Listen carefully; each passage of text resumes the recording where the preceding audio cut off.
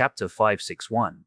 Ritual. Kai made his way to the bottom of the altar and stood in the middle of the circle.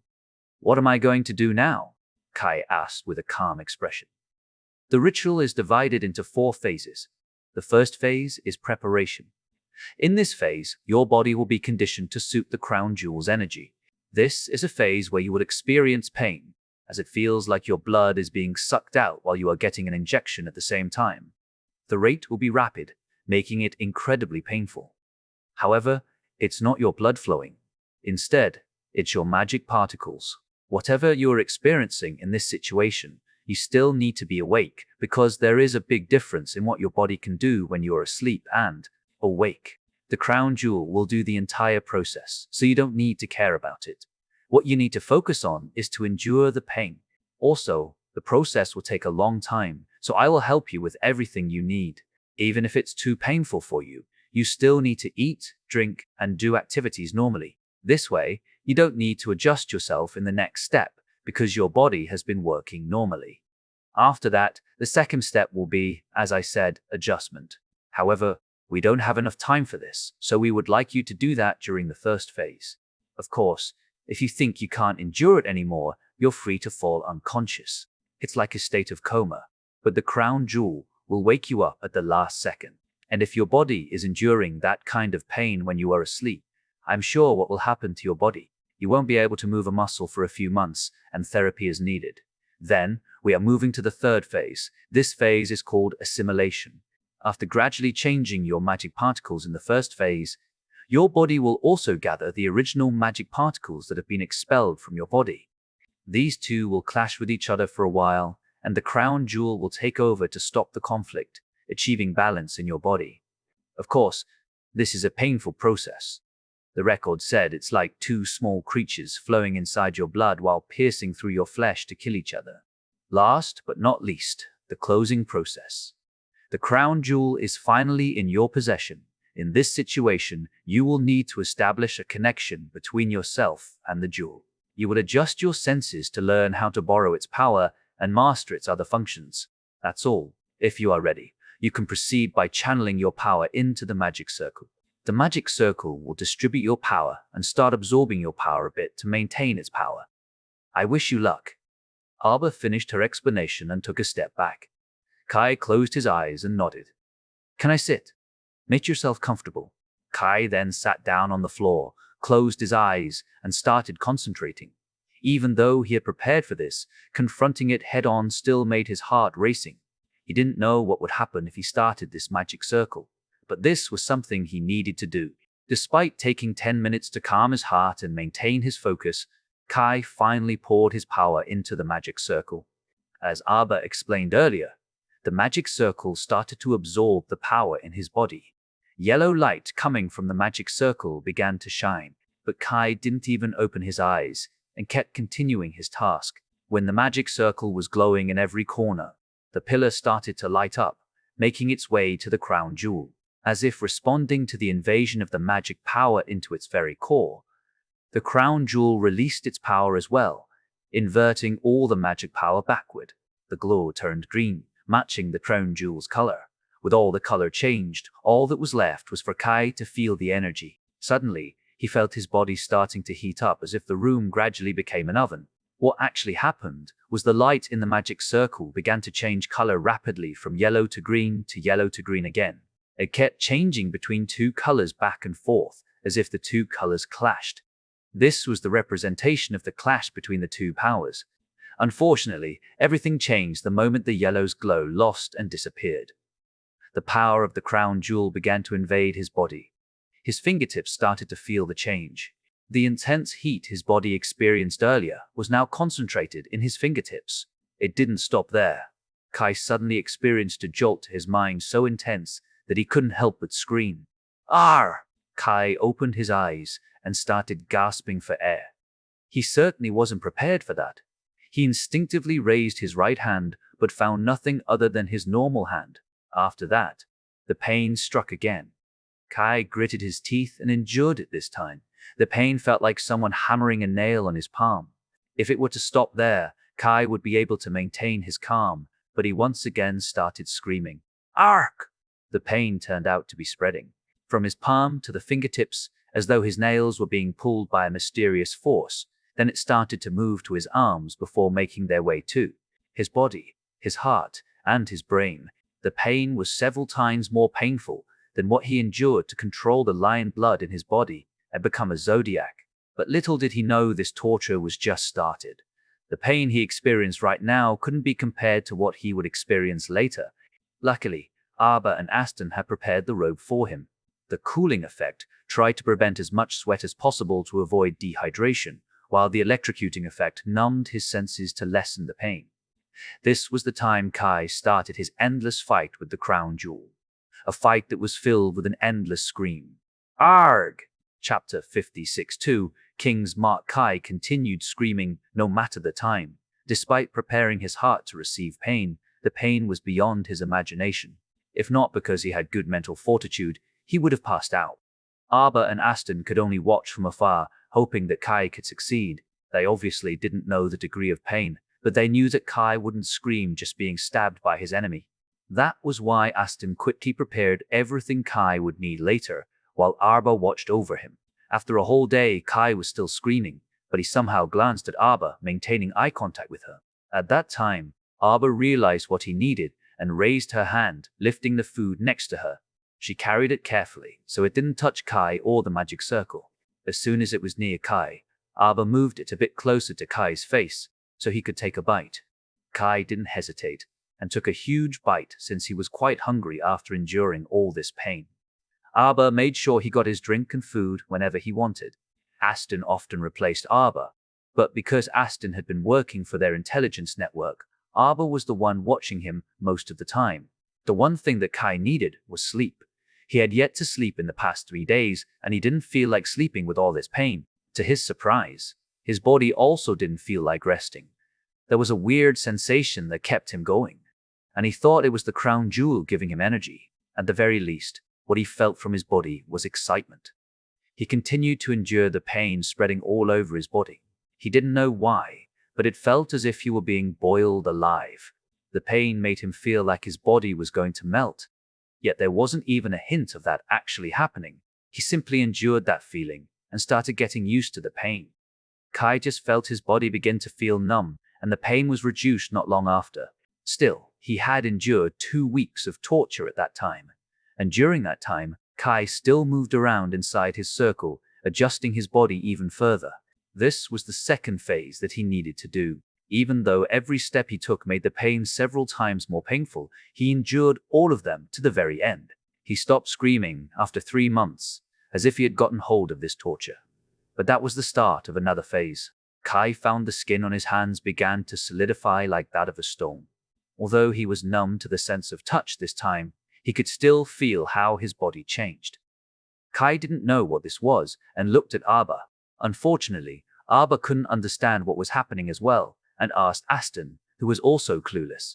In the end, Kai didn't ask anymore and observed the change in his skin. The solidified skin suddenly started to crack after a week. It made Kai, Aston, and Arba panic, as they didn't know what was going on with his body. However, their answer came when Kai became fat. It wasn't fat, but Kai's body still looked like it had expanded. This startled Kai, but when he checked his skin, he realized there was his normal skin between the cracks. It turned out his former skin was bloated and solidified to change with this new skin. Although he wasn't sure about it, he felt his organs had experienced the same thing. In other words, his normal body seemed to be unable to withstand the power of the crown jewel. And this might also be the reason why the race protector would live several times longer than his kin.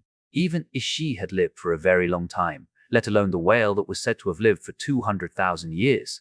He could only sigh. Even though he had prepared for this, he was still saddened to know that he would still be alive even after his great-great-great-grandchildren had died.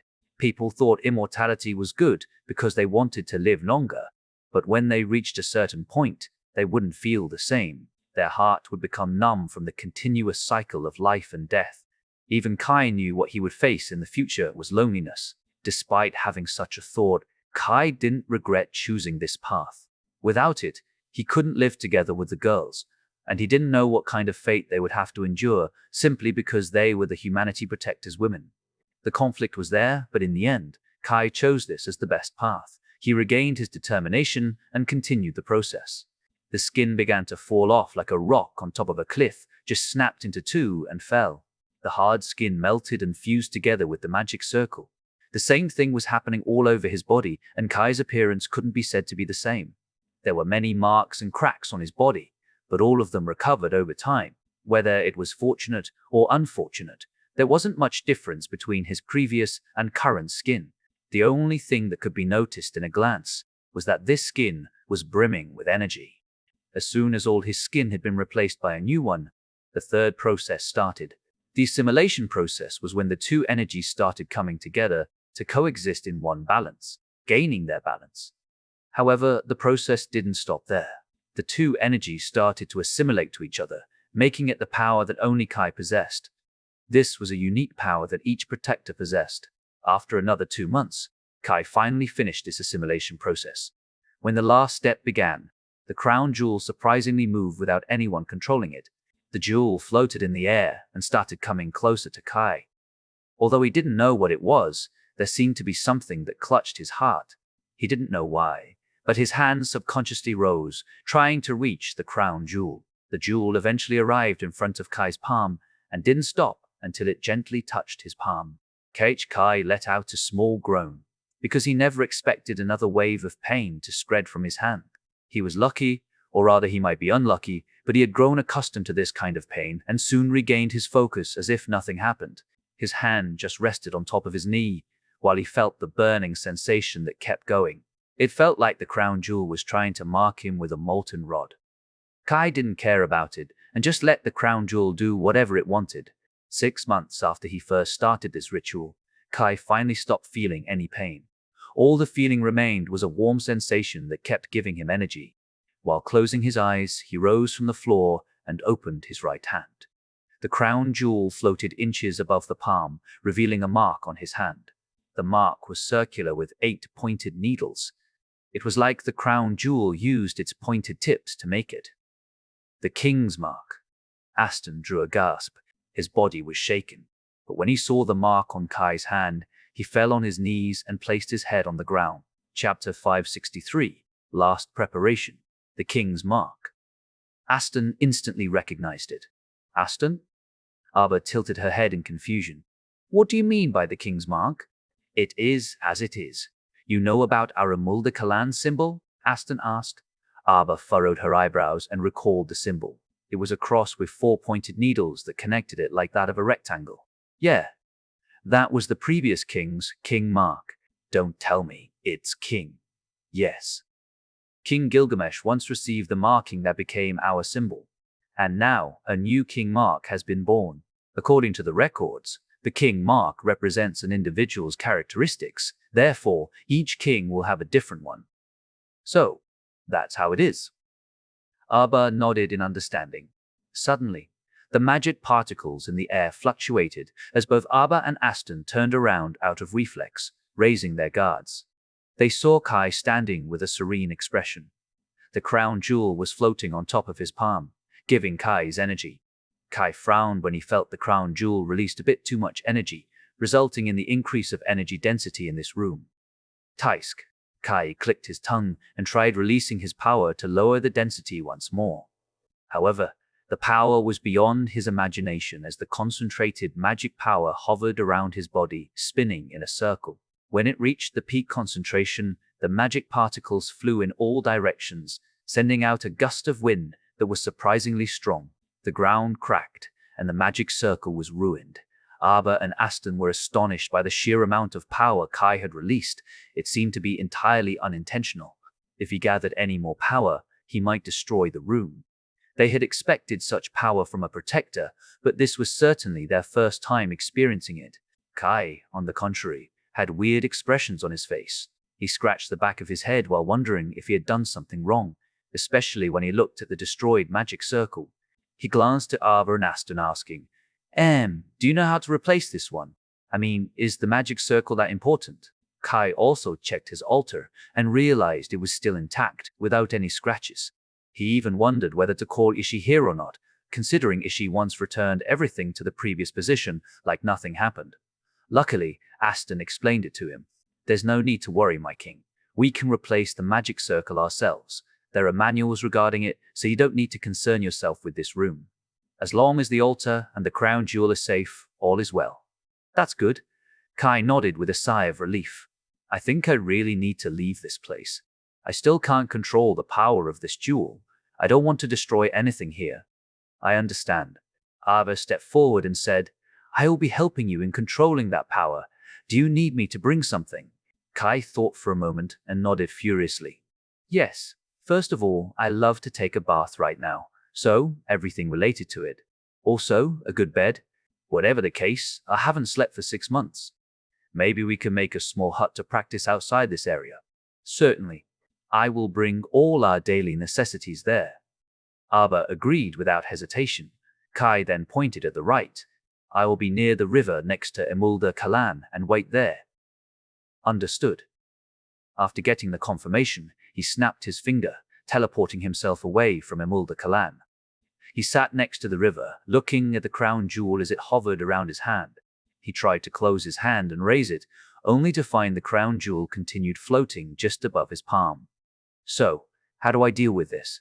I mean, I'll have trouble if I have to carry the crown jewel with me all the time. I should probably ask Arba about it, since I'm going to learn to control the power of the crown jewel for 1 month. Also, the war preparation is going on too. Kai took a deep breath and took out his device, calling Rhea Ross. Oh, you are done? Yeah, I want to know the situation in the base. Kai sighed. Well, I don't think I have much time left, right? Yep. It's been a year, you know.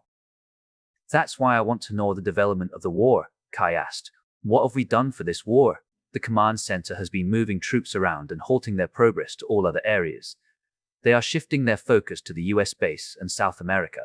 Hopefully, the war stays there so that the destruction can be minimized. Though we have evacuated the citizens near the coast along with your parents, they have been evacuated into the underground bunker together with the president. After all, you are the only one who can do this, and you don't want your parents to be endangered. Okay, thank you for the consideration. Kai nodded with a serious expression. As for the others, we have noticed several movements from the sea race, including the gathering of magical beasts around. I will tell them to not interfere, so, unless they are a part of the sea race, they should be listening to me. Okay? Rhea paused for a moment. Anyway, we have been hindering their movement to buy time for you. When will you come back? I'm not very sure. I am trying to control my newfound power, so I don't really know when I can come back. In that case, we will prolong it as much as possible. But I don't think we can give you 1 month. Probably only 2 or 3 weeks.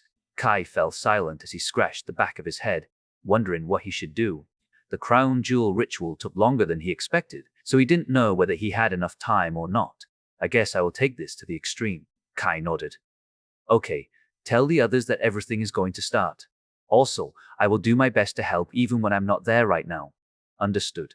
Though, do you want to leave some messages for them? Rhea asked. Kai smiled and thought for a moment. I guess I have one. Tell them that this is not the end. A weird thing to say. Ahaha, okay, it's time for me to leave. I don't have much time left. Sure. See you in a few weeks. See you in a few weeks. Kai hung up and lay down on the grass. There were many things to do, so he planned everything in his mind. When Arba arrived, she found Kai sleeping on the grass peacefully. It was the first sleep he had in the last 6 months, so she only smiled and waited patiently.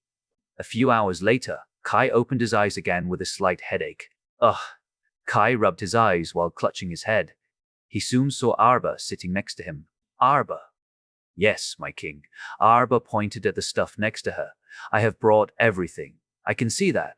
Kai nodded and asked, After I wash my body, do you want to follow me to do something even more extreme than our training? What kind of training is that? Arba made a weird expression. Kai smiled and gave her a very short answer. The World. Chapter 564. World War II. Weeks later.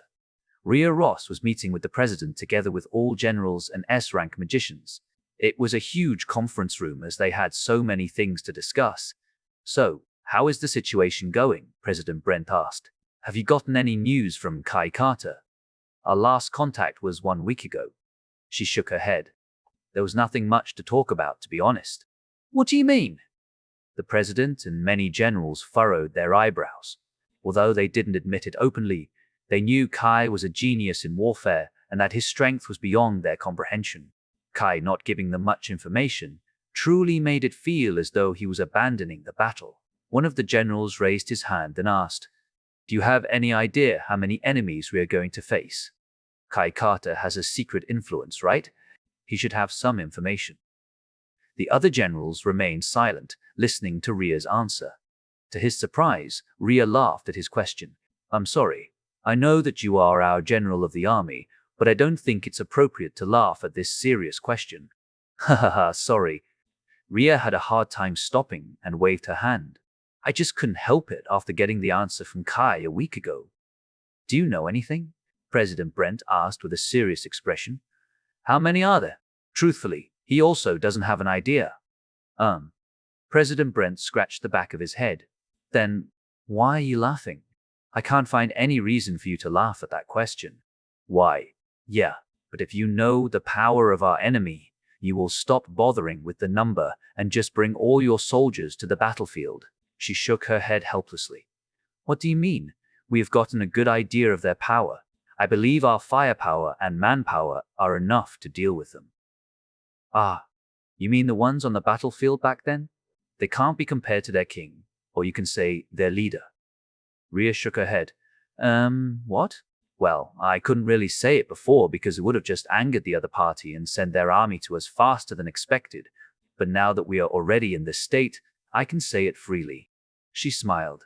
"Do you remember when our soldiers and generals lost their memories for a few minutes, and the next thing they realized, they were facing an empty battlefield?" "Why, yeah." Brent nodded with a serious expression, while other generals began to whisper, trying to figure it out. That was done by another party, with just a single wave of his head. All of them suddenly rose from their seats with shocked faces. Even President Brent was no exception. "Why didn't you tell us?" another general shouted in anger. This was a piece of very important information that could overturn the entire situation. However, Ria only laughed it off. "What? Can you do something about it?" "No, I should ask you this. Can you stop a tornado or a storm?" The room was silent as they had no answer until Ethan answered. "We can redirect it with enough power." "Yeah.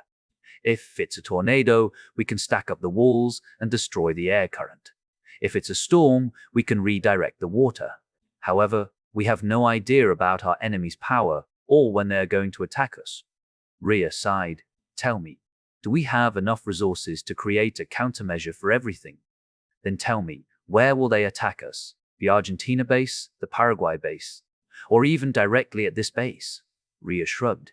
"If you have the answer, do tell me. Even if you can reinforce one or two, they may change direction and attack us from the place we least expect. At that time, we would be making our situation even more dangerous. Many citizens will die in the process, and the damage is too great for us to bear. That's why I didn't tell you. Instead of increasing the unknown factors, I am going to let the enemies pick whatever they want. At the very least, they will attack us from the shore. If they come to our base, we'll have to fight them from the north, south, east, and west. That's why this is better." Ria shrugged. "And if I leak the plan, they might find out, especially considering they have spies in the EU and United Asia bases, while we haven't even found one here yet. You know what I mean. I need you to remember one thing. We are dealing with someone that can cause a natural disaster as if flipping his hand. Can you understand that a small trick won't work against him?" Ria Ross let out a long sigh. Ethan looked down and closed his eyes, not having the answer to her question. If they brought a storm with them, the soldiers would have a hard time dealing with them because their movement would be restricted while the enemy was like a fish in the water, literally. "In that case, what is his plan? Did he tell you anything?" Brent asked. "He only told me to move as many soldiers as possible. There is a high chance that the enemies will hit our base directly, which is good. Set up several defense lines and don't engage their king. He will take care of him. And because their fight will cause massive destruction, he can't give a single command or plan. That's why he wants all of us here to think of countermeasures ourselves, instead of relying on him." Ria smiled and said to the generals, "That's why we are here discussing this matter, right?" Let's start the meeting for the biggest war in our history. All of you have those 4 stars on your shoulders. Are they decorations? This is not a small-scale war like what you have experienced in your life. We will bring at least 2 million soldiers to the battlefield, and the enemy will surely bring more, as you can't count how many fishes are swimming in the ocean. She hit the table with her forefinger and announced with a grim expression, "Everyone, make no mistake, this is a world war." Chapter 565.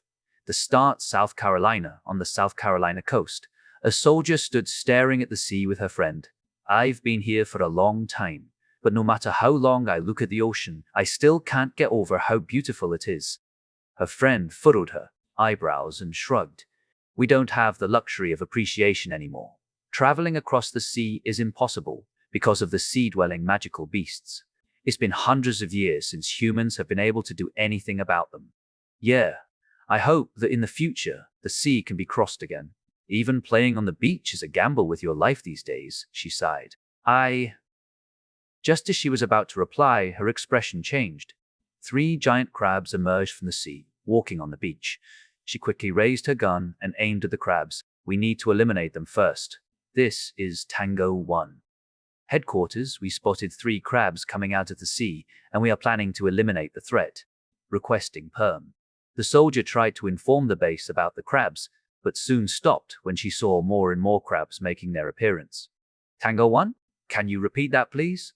Unfortunately, there was no answer from her because what she found was far beyond her imagination. Thousands of magical beasts emerged from the sea, moving toward the beach. Panicked, the soldier hurriedly informed them of the condition. "We have an emergency. Thousands of magical beasts are coming out of the sea. I repeat, we have an emergency." When they heard the report, they quickly sent the information to the central base while getting the visual of what happened. "Call Commander Nathan." Many soldiers who saw the visual from the camera next to the beach shouted in unison. In 20 seconds, Nathan entered the room and saw tens of thousands of magical beasts began to appear.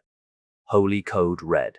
Tens of thousands of magical beasts have appeared, requesting backup. The soldiers followed his command while Nathan calmly gave another order.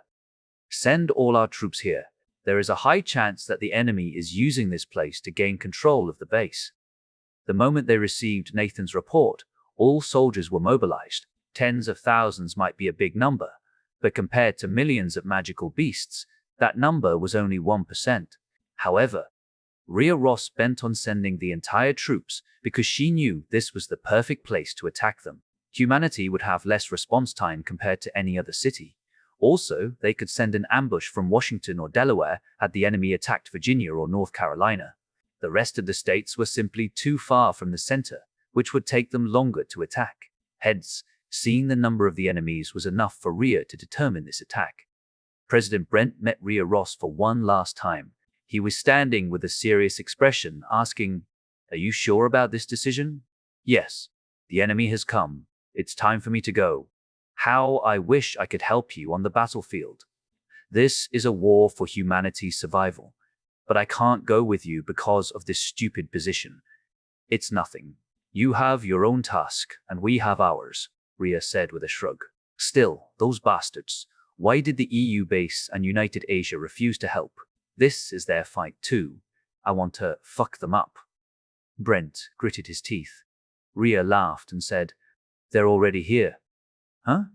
Brent furrowed his eyebrows, confused. He had talked with the current leader of the Union, Marcia, and United Asia's Prime Minister. Both of them refused to send their force because they were afraid the enemies would attack them when they were most vulnerable. Rhea smiled and said playfully, "Have you forgotten who our commander-in-chief is?" "Kai Carter." Brent suddenly came to a realization. His body was shaking as he almost fell on his butt. "Don't tell me." Rhea made a smug smile and left. "Trust us. You will have countless paperwork to deal with after this." Brent closed his eyes and shook his head helplessly. Defeated. "That's something I can do." Rhea left the room and headed straight to the deployment. Meanwhile, Nathan found more and more monsters emerging from the sea. The number was already beyond 100,000, and it kept increasing. Nathan gritted his teeth and said, "How do we handle this? Our number is currently equal, but they will continue to appear." He asked his subordinate, "What happens to the other coasts?" in Rio and Buenos. The subordinates quickly contacted the one in charge of that mission and replied, "Sir, they are gone. In that case, this place will indeed become the epicenter of this war." Nathan clicked his tongue and contacted Ria Ross. "Ria Ross, can you hear me?" "Yep, loud and clear," Ria calmly responded. "How many monsters are there?" 100,000 more are coming." Nathan waved his hand to his subordinates. "Call Ethan, Jose, and Paolo to head straight to the coast. They are going to defend it from the very front until reinforcements arrive." "We have the report, sir. All 3 of them have arrived. Your granddaughter and her friends have been waiting for action too." Nathan nodded and said to Ria, "How many will come to our aid? And how long do we need to wait?" "We have moved our forces close to your area, to be honest, so reinforcements will keep coming. Starting in 15 minutes. I will be there in 30 minutes. As for our numbers, considering we need to guard the surroundings, there will be a total of 2 million soldiers," Ria answered while checking the data. "Okay, I understand. I will buy you enough time." Nathan thought for a moment. "Do you have any information about Kai?" "I have sent him a message, and he will be there as soon as possible. There is still one more task he needs to do," he said. "Understood." Nathan then asked, "I will be waiting for you." While those 2 were talking, Michelle and the others had arrived not far from the beaches. They were standing on top of a tall building together with Jose and Ethan. "Are you sure we can use the radio this time?" Michelle asked, glancing at Ethan. "It's fine. This kind of war is too vast, so each commander will give orders according to their situation. Since this is a head-on confrontation, there's no need to hold back. It's not like we have an ambush planned." Ethan smiled and explained while looking at the numerous magical beasts and the soldiers stationed on the ground. "This is my first time seeing so many magical beasts." Ethan still couldn't help but astonish by the sheer number alone. The monsters stretched from the left corner to the right corner of his vision. The number was simply massive. 500,000. No, it's close to 1 million already. They are really not holding back anymore. This sea race, I really want to beat them up. Jose harumphed while observing the horizon. Suddenly, she found something weird growing on the horizon. She couldn't help but squint her eyes, trying to figure out what was happening. "What's that?" The rest came closer and followed her line of sight, finding a mountain rising above the sea. However, they soon realized what it was and dropped their jaws to the ground. It was simply impossible for it to happen, especially without an earthquake. Leah couldn't help but mutter, "Tsunami, huh? Chapter 566, EU base, tsunami, huh?" Leah furrowed her eyebrows. "They're using a really flashy way to start this war." "Leah?" Michelle furrowed her eyebrows. "Why are you so calm? If that tsunami reaches this place, it's going to be ruined soon." Well, it's only 40 meters in size. What do you expect?" Leah shrugged. "This is normal." "It's normal?" Ethan's eyebrows twitched as if he just heard something ridiculous. "Yes, their king is coming at us. With his power, calling multiple tsunamis is possible." Leah nodded and thought for a moment. "Though I am not sure whether my king has arrived or not."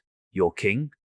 Jose glanced at her. Leah didn't answer and kept staring at the tsunami. It started becoming bigger and bigger as it got closer to the shore. However, they soon found 11 people on top of the tsunami, standing proudly as if they were looking down on the soldiers stationed on the ground. Leah turned around and asked, "Where are the elders?" "They're going to come here in." Before Devane could continue, they heard the shrill cries of the soldiers. They obviously never expected a tsunami would come without an earthquake or warning. What is happening? How does a tsunami appear so suddenly? We are going to be wiped out if we stay here. Michelle clicked her tongue and said to Ethan, "We need to bring them above." However, they didn't get the chance to act when Arbor suddenly landed on top of the building. "Just tell them to use the buildings around as a barricade and reinforce it with your ice or earth magic." "Who?" Ethan turned around and saw a woman standing so carefree despite the tsunami approaching. "Me, King Kai Carter's first magician, Arbor."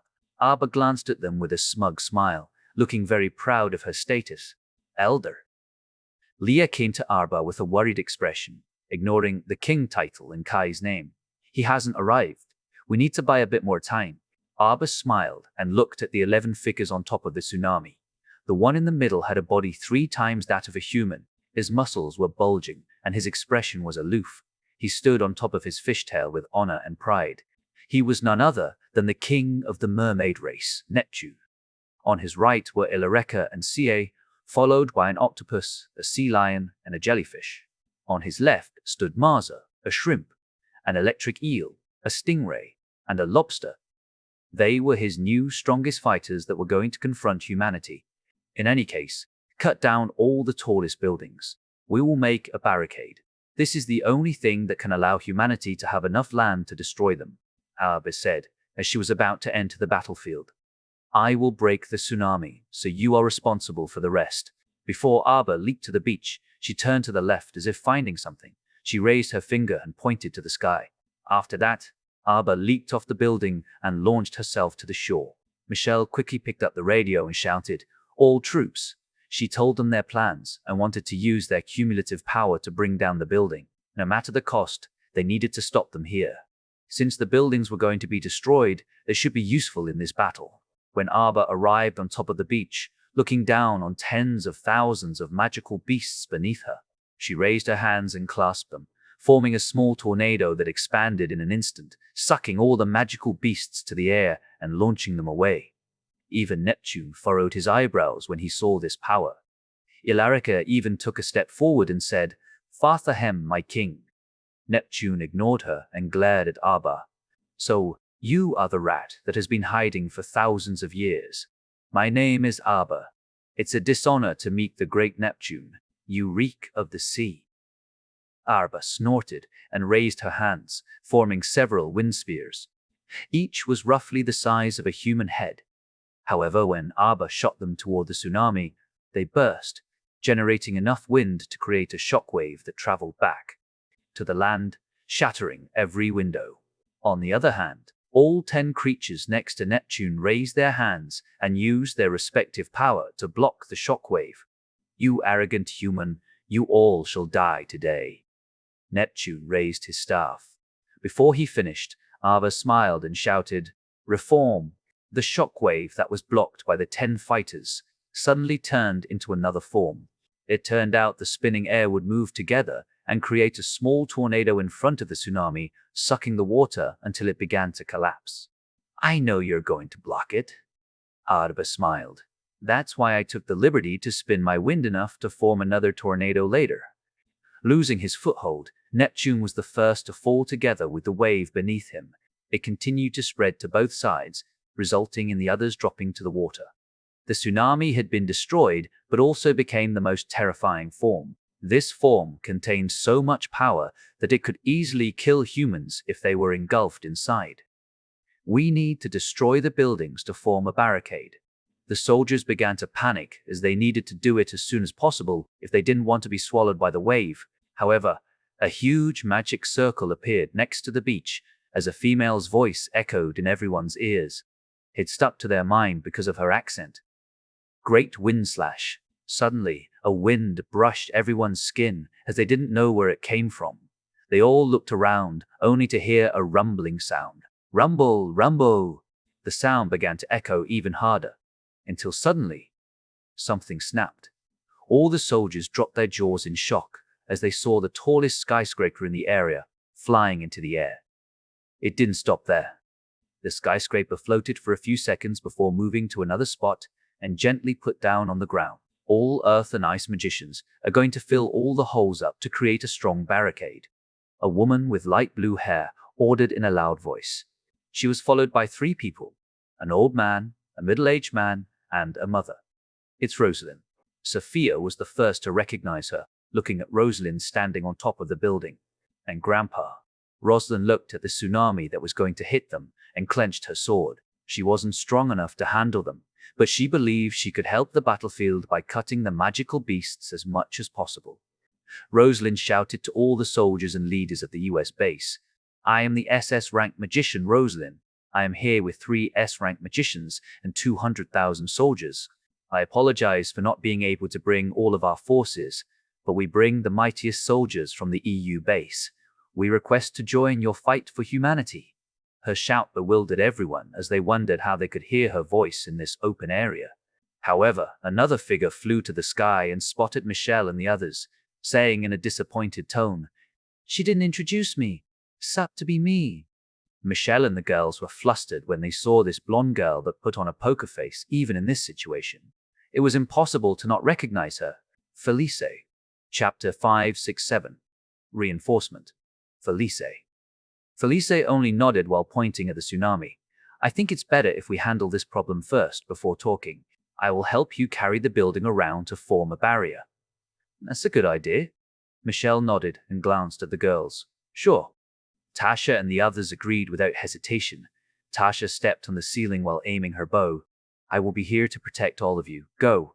Michelle, Ayaka, and Sophia jumped off the building, heading straight to all the tall buildings in their surroundings, except for the one they used. Shadow. Michelle raised her hand and formed 4 sides with her shadow. Unlike the previous ones, these sides were far bigger. The moment she arrived in front of a building, the sides cut down an entire floor, separating the building from its foundation. Felice. Okay. Felice raised her hand and lifted the building and put it to form a barrier. It's surprising you can lift this huge building. Its weight can literally crush anyone. Michelle glanced at her while searching for another building. Master taught me a little bit. Felice shrugged and went to Ayaka, who happened to melt the entire floor to separate the building. She simply brought the building together until she formed a long line. We're ready. Felice nodded to Sophia while peeking at the tsunami held back by Arbor. Sophia nodded her head and waved her hand. Ice World. In the instant, Sophia used her magic. The ground froze and spread to all the buildings. It created a small wall of ice that plugged all the holes from the smashed windows. The protected soldiers saw all this in bewilderment. They never thought these few girls managed to do unbelievable things like this. Ooh! They couldn't help but cheer when they saw the situation wasn't as hopeless as they thought. Even if the enemy could summon a tsunami, they could still deal with it. The tsunami hit the buildings and dispersed through all its holes, absorbing its power. After that, the water hit Sophia's ice and stopped. Sophia furrowed her eyebrows and turned around, shouting, All ice and earth magicians are to build the remaining wall to isolate ourselves from all this water. Yes, Mum. They all worked quickly after getting the instruction that entered their heads directly. The one who transferred the information to their heads was none other than Leah. Her task was to create an information network that could work together with the radio while positioning the soldiers. However, Sophia turned around when the wave became bigger and hit the wall with full power, splashing the water to the top. At the same time, multiple magical beasts also flew into the air. If they let it be, the monsters would land inside the isolated area. It was Ayaka's turn to make her appearance. She raised her hand and created an explosion in the air. Scarlet Explosion. The explosion wasn't like the previous version. It contained more power, and the flame that shot out from this explosion was controlled, creating multiple tentacle-like flame pillars that hit the magical beasts, blowing them away. However, they could still hear the shockwave emanating from the explosion, and Sophia decided to create another layer of ice to block the shockwave. Can you do it moderately? Sophia shook her head helplessly. Sorry. Ayaka smiled apologetically. On the other hand, Michelle landed next to Sophia and asked, So, did Kai teach you about Mystic? Yes. Felice nodded with a serious expression. She remembered she got this technique when she suggested the utilization of his supersonic assassin. He told her that she made him realize the most important thing about his supersonic assassin. That's good, I guess. Michelle smiled, while adding inwardly, the ones who can fight are Arbor, Devane, Tasha, Sophia, Ayaka, Felice, Professor Rhea, and me. This means we have 8, while the enemies have 10. I guess we can only leave the other 2 to Rosalind and the other S-rank magicians. They should be able to buy enough time for us. By the way, do you bring us reinforcement? Ayaka asked while glancing at Rosalind and the other S-rank magicians. They're on their way here, probably in 30 minutes. Felice shrugged. We have prepared the strongest 200,000 soldiers for you. Rosalind arrived next to her and confirmed. Yes, we have been waiting for a few weeks. Ho? Can you tell us about it? Michelle asked. While Rosalind told about her encounter, Marcia was sitting in her office while letting out a long sigh. She closed her eyes and remembered what happened 3 weeks ago. 3 weeks ago. Marcia was still sitting on the same chair as she managed the union. At that time, A magic circle appeared inside her room. Marcia rose from her chair in bewilderment, as she never expected someone would use something like this. However, the man's appearance calmed her down again, as she couldn't help but call his name. Kai Carter. After getting the crown jewel, Kai visited her right after with a smile on his face. Though Marcia saw the floating green jewel on top of his palm that piqued her interest, Kai smiled and said, "Hello, I'm here to give you two options." Huh? Marcia blinked her eyes a few times, as she thought Kai usually offered a trade or something instead of options. It was the same as him threatening her to make a decision. And she was correct. He quickly cut to the chase. The first option is for you to be judged by the whole world as someone who cowers in fear when the rest of humanity is at stake, while the second option is to send your strongest soldiers to the battlefield. I don't understand. Are you talking about the war with the sea race? Yes, they will attack the US base, not any other places. Kai nodded with a serious expression. Do you have any proof? If we send you all our soldiers, we may be annihilated from having no one to fight. Marcia shook her head. Kai only smiled and stated, I am the proof. As long as I am in the US base, they will only go there. What?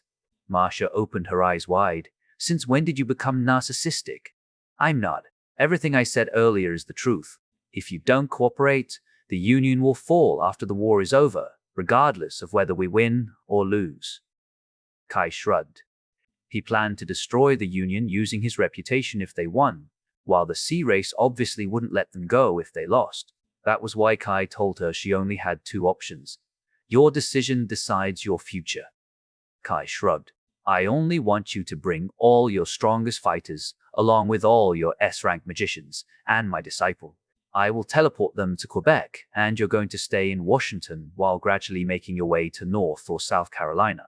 Wait, what? Can you explain it to me first? I don't have time. I don't think I will have enough sleep for the next few weeks. Anyway, if you agree to this, gather every single one of them in this place within 5 days. After saying those words, Kai waved his hand and teleported again. Bye. Remembering their conversation, Marcia couldn't help but pinch the bridge of her forehead while sighing. I hope this works, Kai Carter. Chapter 568. All Parties Assembled Part 1. While they were talking, Arbor suddenly fell from the sky and crashed to the ground next to them. Bam! The crash alarmed everyone, but Arbor stood back up without a problem. She walked as if nothing had happened while assessing the situation. All right, girls, can you all stop talking? We're facing a serious problem here. Devane regrouped with Arbor and asked, What should we do, Elder? Has Aston arrived? Arbor replied with another question, looking at the incoming monsters as they climbed the wall. Yes. Devane nodded. Take care of the magical beasts first. Arbor pointed at the beasts that had reached the top of the wall while rising to the sky, glaring at Neptune and his top fighters. Neptune walked on top of the water with a calm expression. His golden staff was moving back and forth. But the focus was none other than the blue jewel floating on the staff's head. It seems your king has abandoned you, or maybe he is too scared to come. Neptune mocked them and looked down on them because they couldn't do anything to them. Arbor soon became hostile again as she snorted. Nah, he just thought you were not worthy of his presence. After all, several thousand years ago, you couldn't defeat our king without those tricks. It was proof that I was smarter than him. Neptune snorted. Really? Then I don't think you are smarter than my king. Arbor shook her head before thousands of people appeared out of nowhere. Freeze. Neptune glanced to the side, finding those thousands of people. However, what took his attention was the action of two people. One was an old man who floated in the sky. I never thought that my life would turn out like this. The old man sighed. In that case, I, Ikeda Kenzo, shall dedicate my life to this battle. A white light suddenly shone from the sky before disappearing into thin air. In a sudden, a huge splash occurred as the water just split into two. A second later, 50 magical beasts flew into the air while Ikeda Kenzo reappeared with wet clothes. It's your turn, don't worry. Another old man nodded and raised his hands. All those magical beasts suddenly turned black as if they had been clad in metal. He was none other than the other S-rank of United Asia, the former leader of the South family. I need a lighter here. I should help. Haruko appeared and clapped her hands, causing an explosion for each magical beast, shooting the magical beasts to the water to cause another splash that obliterated everything around it, as if releasing a cannonball. Boom, boom, boom. A series of explosions occurred, alarming everyone in the city. Since when they came? Ilarica furrowed her eyebrows, noticing something strange from this battlefield. More and more people in a weird way, making her suspect there was someone controlling this battlefield. Haruko only smiled when she saw Michelle and the others reveal themselves on top of the ice wall. She winked at them and said, "I hope we are not late." Michelle's eyebrows twitched as she shook her head. "So, this is his plan. Haha, we were surprised when he visited us to get all the help needed to win the war." Haruko smiled and looked at Rosalind. "I think he visited the EU base too, right?" Rosalind confirmed it with a nod. "All the help he needed to win the war?" Neptune gritted his teeth and started releasing all his energy, making the water churn. He raised his staff and commanded the water to rise, creating a colossal spear that reached a kilometer in length. Most of the soldiers were shaken by the phenomenon. They never saw such a thing appear in their sky. What's this power? The soldiers questioned themselves whether they had just witnessed a miracle or God's wrath. Charge! Their doubt was dispelled when they heard a loud sound coming from another direction as several ice bridges appeared on the water surface. They all headed straight to them. In front of them were the US base's S-rank magicians and all finest generals, bringing their soldiers to participate in this war. "Let's go. We shall stand here as the patriot, not only of our base, but also of humanity." General Rain smiled and led his troops with a calm expression despite looking at the water spear. Ooh! The roars of the soldiers revitalized their morale, and they knew they would be here to fight for humanity's fate. "You see that?" Arba snorted and opened her arms wide. "This is humanity. Then you should prepare yourself to face my wrath." Neptune didn't buy any more of her bullshit and tried to release the spear upon them. However, he was soon stopped by a loud cry from the sky. The cry was so loud that everyone could hear it, especially Neptune, who had heard their arrival 5 kilometers away.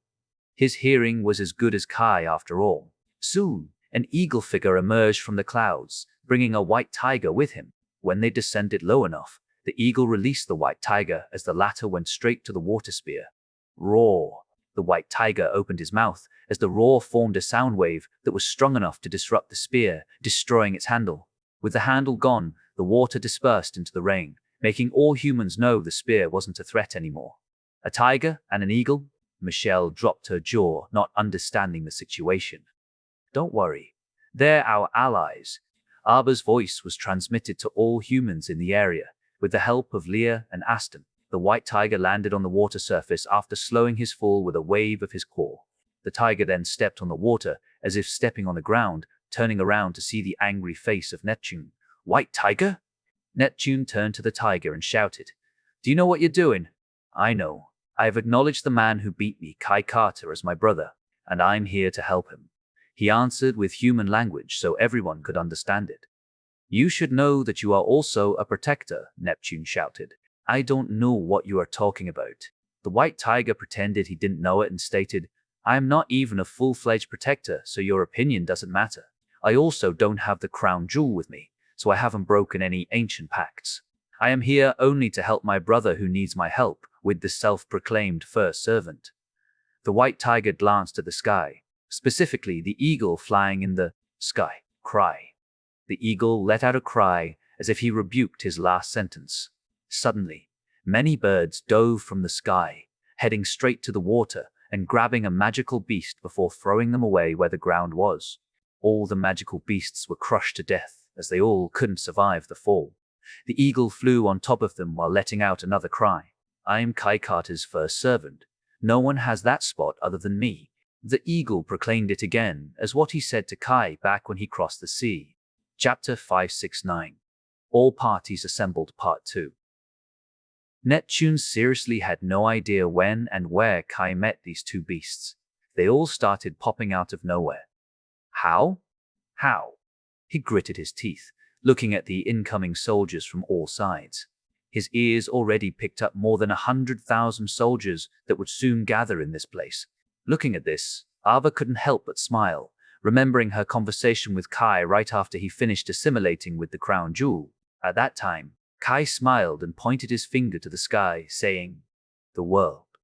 She was shocked as she didn't understand what Kai meant at first. Kai tilted his head excitedly as he explained his plan. "I am planning to travel around the world, fighting and adjusting my body to different kinds of environments. This way, I will be forced to use my power effectively and truly master it." "I can understand that. I will accompany you." Arba nodded in agreement, understanding what he wanted. He must be inspired by their training where Kai ran between continents, swam between countries, and flew across the ocean. He must want to recreate that environment to use his time effectively. However, Kai had yet to finish his explanation. "I'm not going to ask you to accompany me." "Eh?" Arba widened her eyes in surprise. "But I know that you are the strongest magician right now. However, you need to know that I'm a bit different after receiving this crown jewel. Hence, I'm planning to go alone." Kai smiled. "Still, you may need some help along the way." Arba insisted on going with him because she should have some role in this journey. Kai shook his head helplessly. "It's not that I don't want you to come with me. However, I want you to do something for me." "Do something for you? We can have Aston do all that stuff." "No, this is something only you can do. I want you to control the entire US base." "What do you mean?" "You should know there are multiple bases in the continent, right?" "Yes. I want you to make sure they are all right and eliminate all threats possible. In other words, you are there to make sure the enemies know it's impossible to threaten us in this situation. You want me to go to all bases and destroy any sea monsters around there?" "Yes." Kai nodded. "You should know that we have too many spots to attack, right? From Paraguay base, Mexico base, or even the US base." Arba confirmed it. "They must be coming from the right, or you can say they will be coming from the Atlantic Ocean, since it's the ocean where they reside. They can't go from the opposite direction, because that place is the Whale Queen's territory. And what I want you is to make your presence known that they can't attack from any of those places except South Carolina." "Eh? Are you going to involve the civilians?" "No.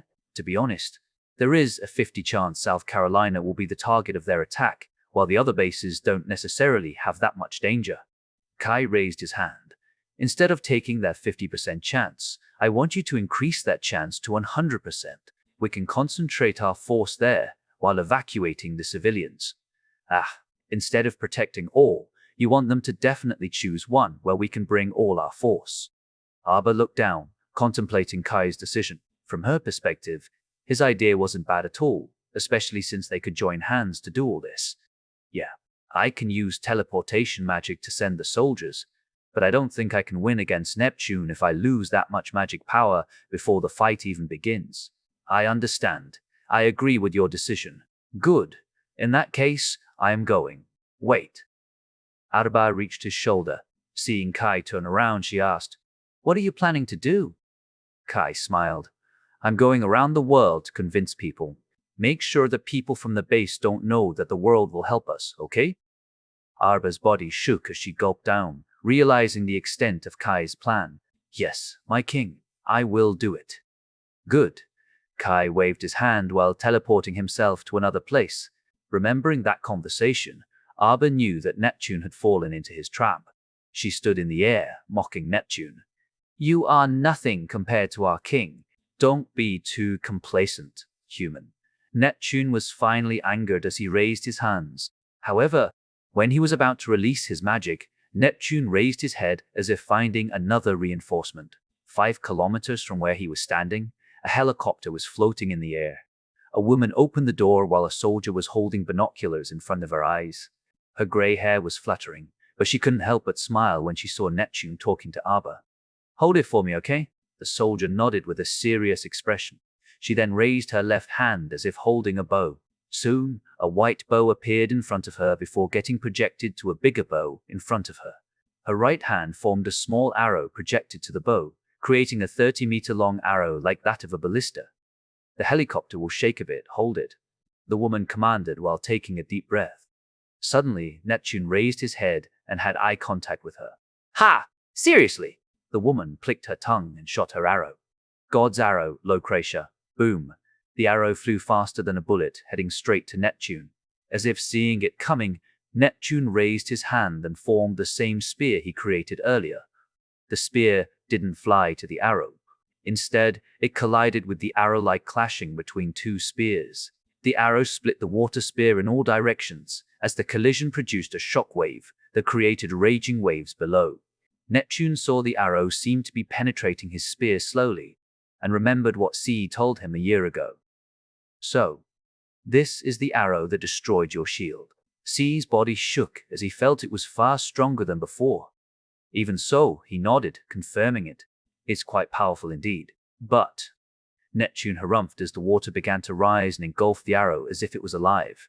In an instant, the arrow disappeared into thin air while the water fell down. It seems we don't need to wait anymore. Neptune squinted his eyes, feeling that he had done so much in this war. They are going to come at us. You're free to go on a rampage. Ilarica and the others had serious expressions on their faces. They exchanged looks and nodded to each other. Ilarica then pointed in multiple directions while giving her commands. All top 10 fighters are going to kill everyone in this isolated land, while the rest will lead the magical beasts to swarm those reinforcements. Understood. All of them nodded and signaled to their own people, telling them what to do. I will give you 30 minutes. Don't force me to make a move. Neptune harumphed and retreated. There was one reason he stopped his attack. Because Kai's strength had yet to match his, he must be planning to exhaust his power to fight all these small flies. That was why he better waited until Kai made his appearance. Meanwhile, Ilarica glanced at Arba since both of them were the strongest from each side. Rhea Ross, who was carried all the way to the battlefield, smiled and glared at the shark, Marza. Devane also had come down to meet the others, while his eyes intertwined with, say, the turtle. Michelle stared at the octopus since both of them had multiple limbs, though, in Michelle's case, they were scythes. Ayaka locked her vision on the shrimp while Tasha smirked at the electric eel. Felice frowned when the sea lion glared at her while Sophia smiled at the stingray. They all knew that the last showdown was about to begin. Chapter 570. All Parties Assemble Part 3. Despite having so many people, Michelle clicked her tongue and said, We're still short 2 people. We need someone to handle those. 2. All S-rank magicians can join hands to handle those 2, said Rain while counting the S-rank magicians. Since they only had 2 S-rank magicians remaining, they really needed the help of United Asia and the EU base. However, there was another problem they needed to handle. There were still many sea-race creatures that were weaker than their 10 strongest fighters. Leah and I can handle the other 2. Buying time should be easy for us. Aston suddenly broadcasted his intention to everyone, though he soon picked another voice from the side. I will be helping you with that lobster. Everyone didn't recognize this voice as they looked around to find the one who spoke. Aston was surprised when he realized it was the white tiger. Although he came here for Kai, if he killed one of them, he would become the sea race's target. Aston didn't wish for him to continue. I appreciate the thought, but this is our battle, not you. Aston respectfully rejected. I'm just loitering around here and stumbling upon your battle. I don't like it, so I want to participate. The white tiger harumphed. To think I would need to make an excuse to do something like this. That. Aston narrowed his eyes and used his telepathy again. Thank you. I am not doing this for you humans. I'm just doing it for my friend. The white tiger snorted and stepped on the edge of the ice wall, staring at the lobster. Meanwhile, Aston and Leah jumped off the building and headed straight for the jellyfish. He didn't forget to relay Rhea's command to everyone. Jose and the others are to lead their respective armies to kill as many magical beasts as possible. All other generals shall eliminate the threats as well. As for the S-rank magicians, there are others who didn't make the top 10 spots. They are also strong, so be careful. Roger. All of them stepped forward and focused on their own task. Seeing all parties had met their opponents, the sea race started their war. Ilarica suddenly leaped forward, signaling the others to fight as well. She waved her hand and formed a huge elemental. The muscular humanoid body looked down on Arba and smashed her with its giant fist. Looking at this 50-meter body, Arba maintained her calm and also sent a fist filled with spinning wind. The wind penetrated the water and dispersed it, as if her fist drilled the water. As she was floating in the air, Arba had time to react when several tentacles came out of the water, trying to grasp her. Suddenly, a tornado appeared beneath her feet and expanded to the ground, blowing all the water away and dispersing the tentacles in the process. To think, I need to fight a youngster like you, Arba snorted, looking down on Ilarica. In that case, I will show you what it means to fight against the mermaid princess. She raised the water and formed 1,000 small spears, ready to shoot her down. Meanwhile, Rhea Ross had arrived and waved her swords against Mars's fists. Their attacks were not flashy like Arba and Ilarica, but each blow was deadly. Suddenly, Rhea Ross expanded her lines again, where she could send a sword wave. Having experienced this beforehand, Marza planned to destroy the lines, albeit he soon realized the lines were underwater. All of them were connected to the one beneath her feet. If he wanted to destroy it, Marza needed to submerge for a moment, and Rhea Ross would have the chance to attack his teammate. Tisk. Marza glared at Rhea Ross, knowing how troublesome she was. You're indeed one hell of a woman. Shark fin is good for health. I guess I will have shark fin soup for tonight's dinner. Rhea harumphed and waved her sword, sending the sword wave through the lines that started to submerge. That is, if you can kill me. No. You should try to kill me instead of those minions. Marza simply let Rhea do whatever she wanted, watching as her sword wave cut through the magical beasts running on the ground. I'm going to make you submit in this fight. Impossible. Devane also endured such a fight. His entire body had turned to black as if metal cladded his body. His muscular body was revealed to everyone when he took off his shirt, becoming half naked. He punched Sei's shield, which came from his own shell. Bam! A loud noise resounded on the battlefield as the hit produced a shockwave strong enough to create a big splash to the water behind them, since Sei chose to. Fight on the land. Scarlet explosion. Ayaka formed a huge fireball that was going to explode, obliterating anything in a certain radius. Her opponent, the shrimp, flapped his tail.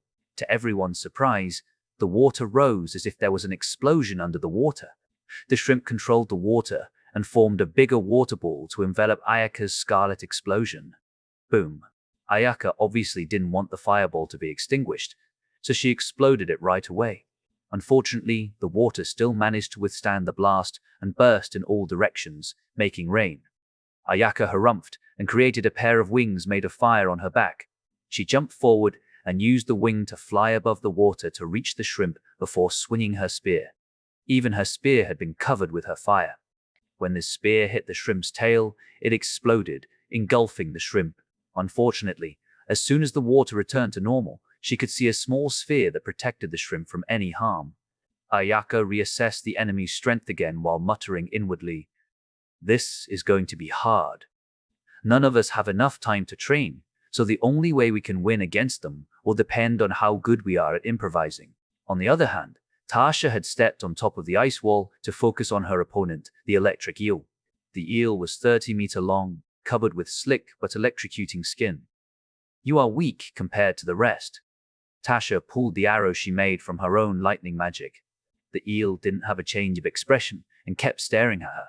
He leaped from the water to swallow her, and Tasha released her arrow. The eel opened her mouth as if he planned to swallow the lightning arrow. Suddenly, Tasha smiled, as if everything went according to her plan. It was at this time the eel closed his mouth and decided to take the arrow with his head. Electric head. The lightning around the eel's head sparked to lessen the impact. The moment the arrow hit the head, there was a huge spark coming from the head. The spark launched the arrow away, albeit the arrow had exploded first. The lightning explosion was similar to the huge spark from the eel's head, so the eel felt like he had just tasted his own medicine. After that, the explosion launched the eel back to the water, where it moved back to gain some distance for another charge. "Hey, don't run!" Tasha shouted before chuckling. Chapter 571. All Parties Assembled Part 4. On the other side, Felice had been floating above the sea, staring at the sea lion that was swimming around her. She was the least experienced person among them, so she didn't know if she could do it, but she would do it to the best of her ability. "A little girl, eh? They're underestimating me so much." The sea lion snorted and rose to the surface, spurting out water. The pressure was too high and created a powerful torrent that would hit him. Felice frowned and raised her hand. Her poker face remained unchanged, but her fighting spirit seemed to have risen. "I am a child, but you are going to lose against this child."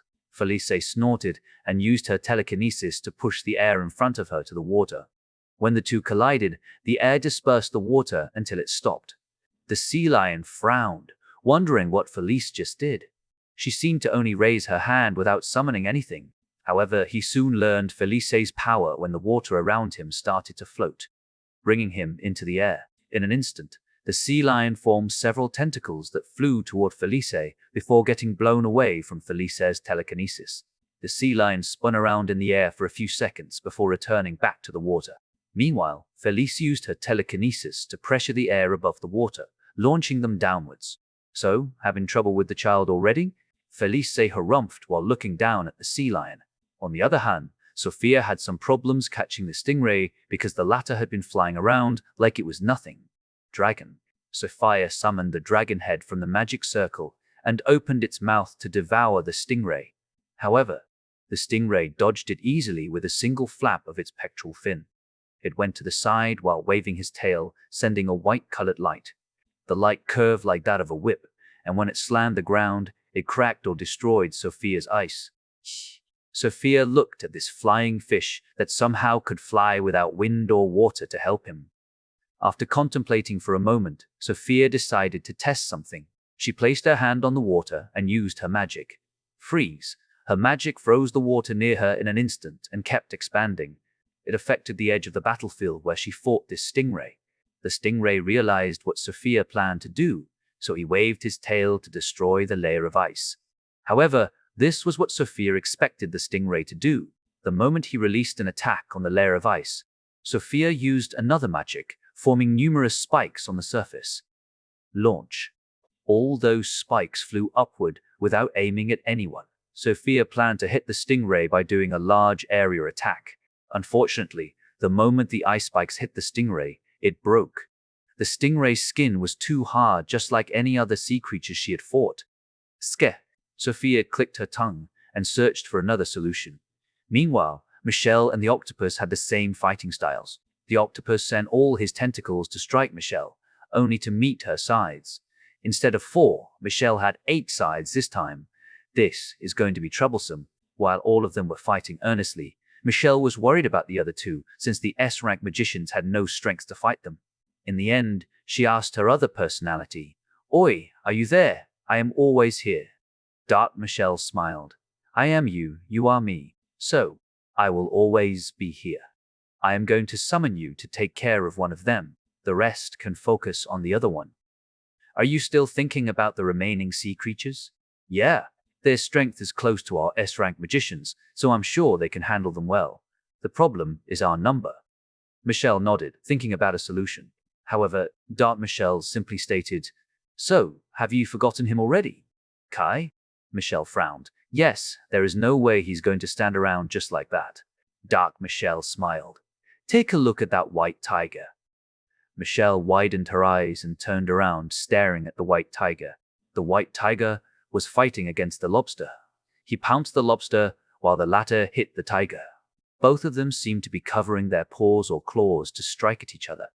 It created a powerful shockwave that disturbed the water every time it hit. "Why are you butting in our fight?" "You don't have the right to be here," said the lobster while glaring at the white tiger. "So, you can fight together with other creatures while they can't." The white tiger frowned. "Such a hypocrite. Look at here. You have lobster, jellyfish, octopus, mermaid, while the human only has themselves. This is not a fair fight. We are the proud sea race, unlike humans." "No, you are not. I have heard there are more creatures like you who don't claim they are the proud sea race." The white tiger shook his head. "Either way, I am participating in this fight to help my friend. That's all." Do you think the human will thank you?"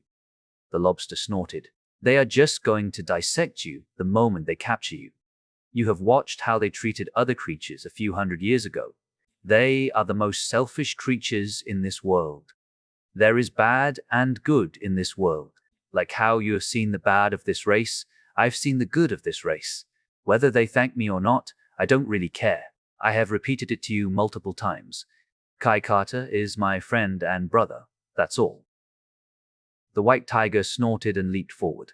Last but not least, Aston and Leah fought against the jellyfish in order to buy time for the others to kill their opponents. They didn't know whether they could do it or not, but they needed to do it. Leah, right, left, right, Aston informed while looking at the jellyfish. The jellyfish had been floating in the air for a while, waving its tentacles in succession. When Leah got the instruction, she clasped her hand. A magic circle appeared on top of the jellyfish before a ruined house emerged from the magic circle, hitting the jellyfish. The latter quickly dodged to the side, and the splinters touched its tentacles. As if getting angry, the jellyfish started to raise its altitude and expand. The diameter reached as far as 100 meters, and its tentacle was 10 times bigger than that of a human. The tentacle slammed one of the tentacles to the building Leah called earlier and crushed it into two. Leah was forced to jump sideways to avoid it while gritting her teeth. What should we do? When Aston was about to say something, a huge rock fell from the sky. The rock hit the jellyfish right in the middle. What is that? Leah gasped and realized the rock was shaped into a head. Michelle and the others widened their eyes in surprise, as they never expected Kai would invite this guy too. The rock suddenly glowed and started growing its limb, turning into a 5-meter golem with the hands just a little smaller than the jellyfish's tentacle. My name is Rapaka, the strongest soldier of Rapa Nui people. Our long-awaited wish has been fulfilled on this battlefield.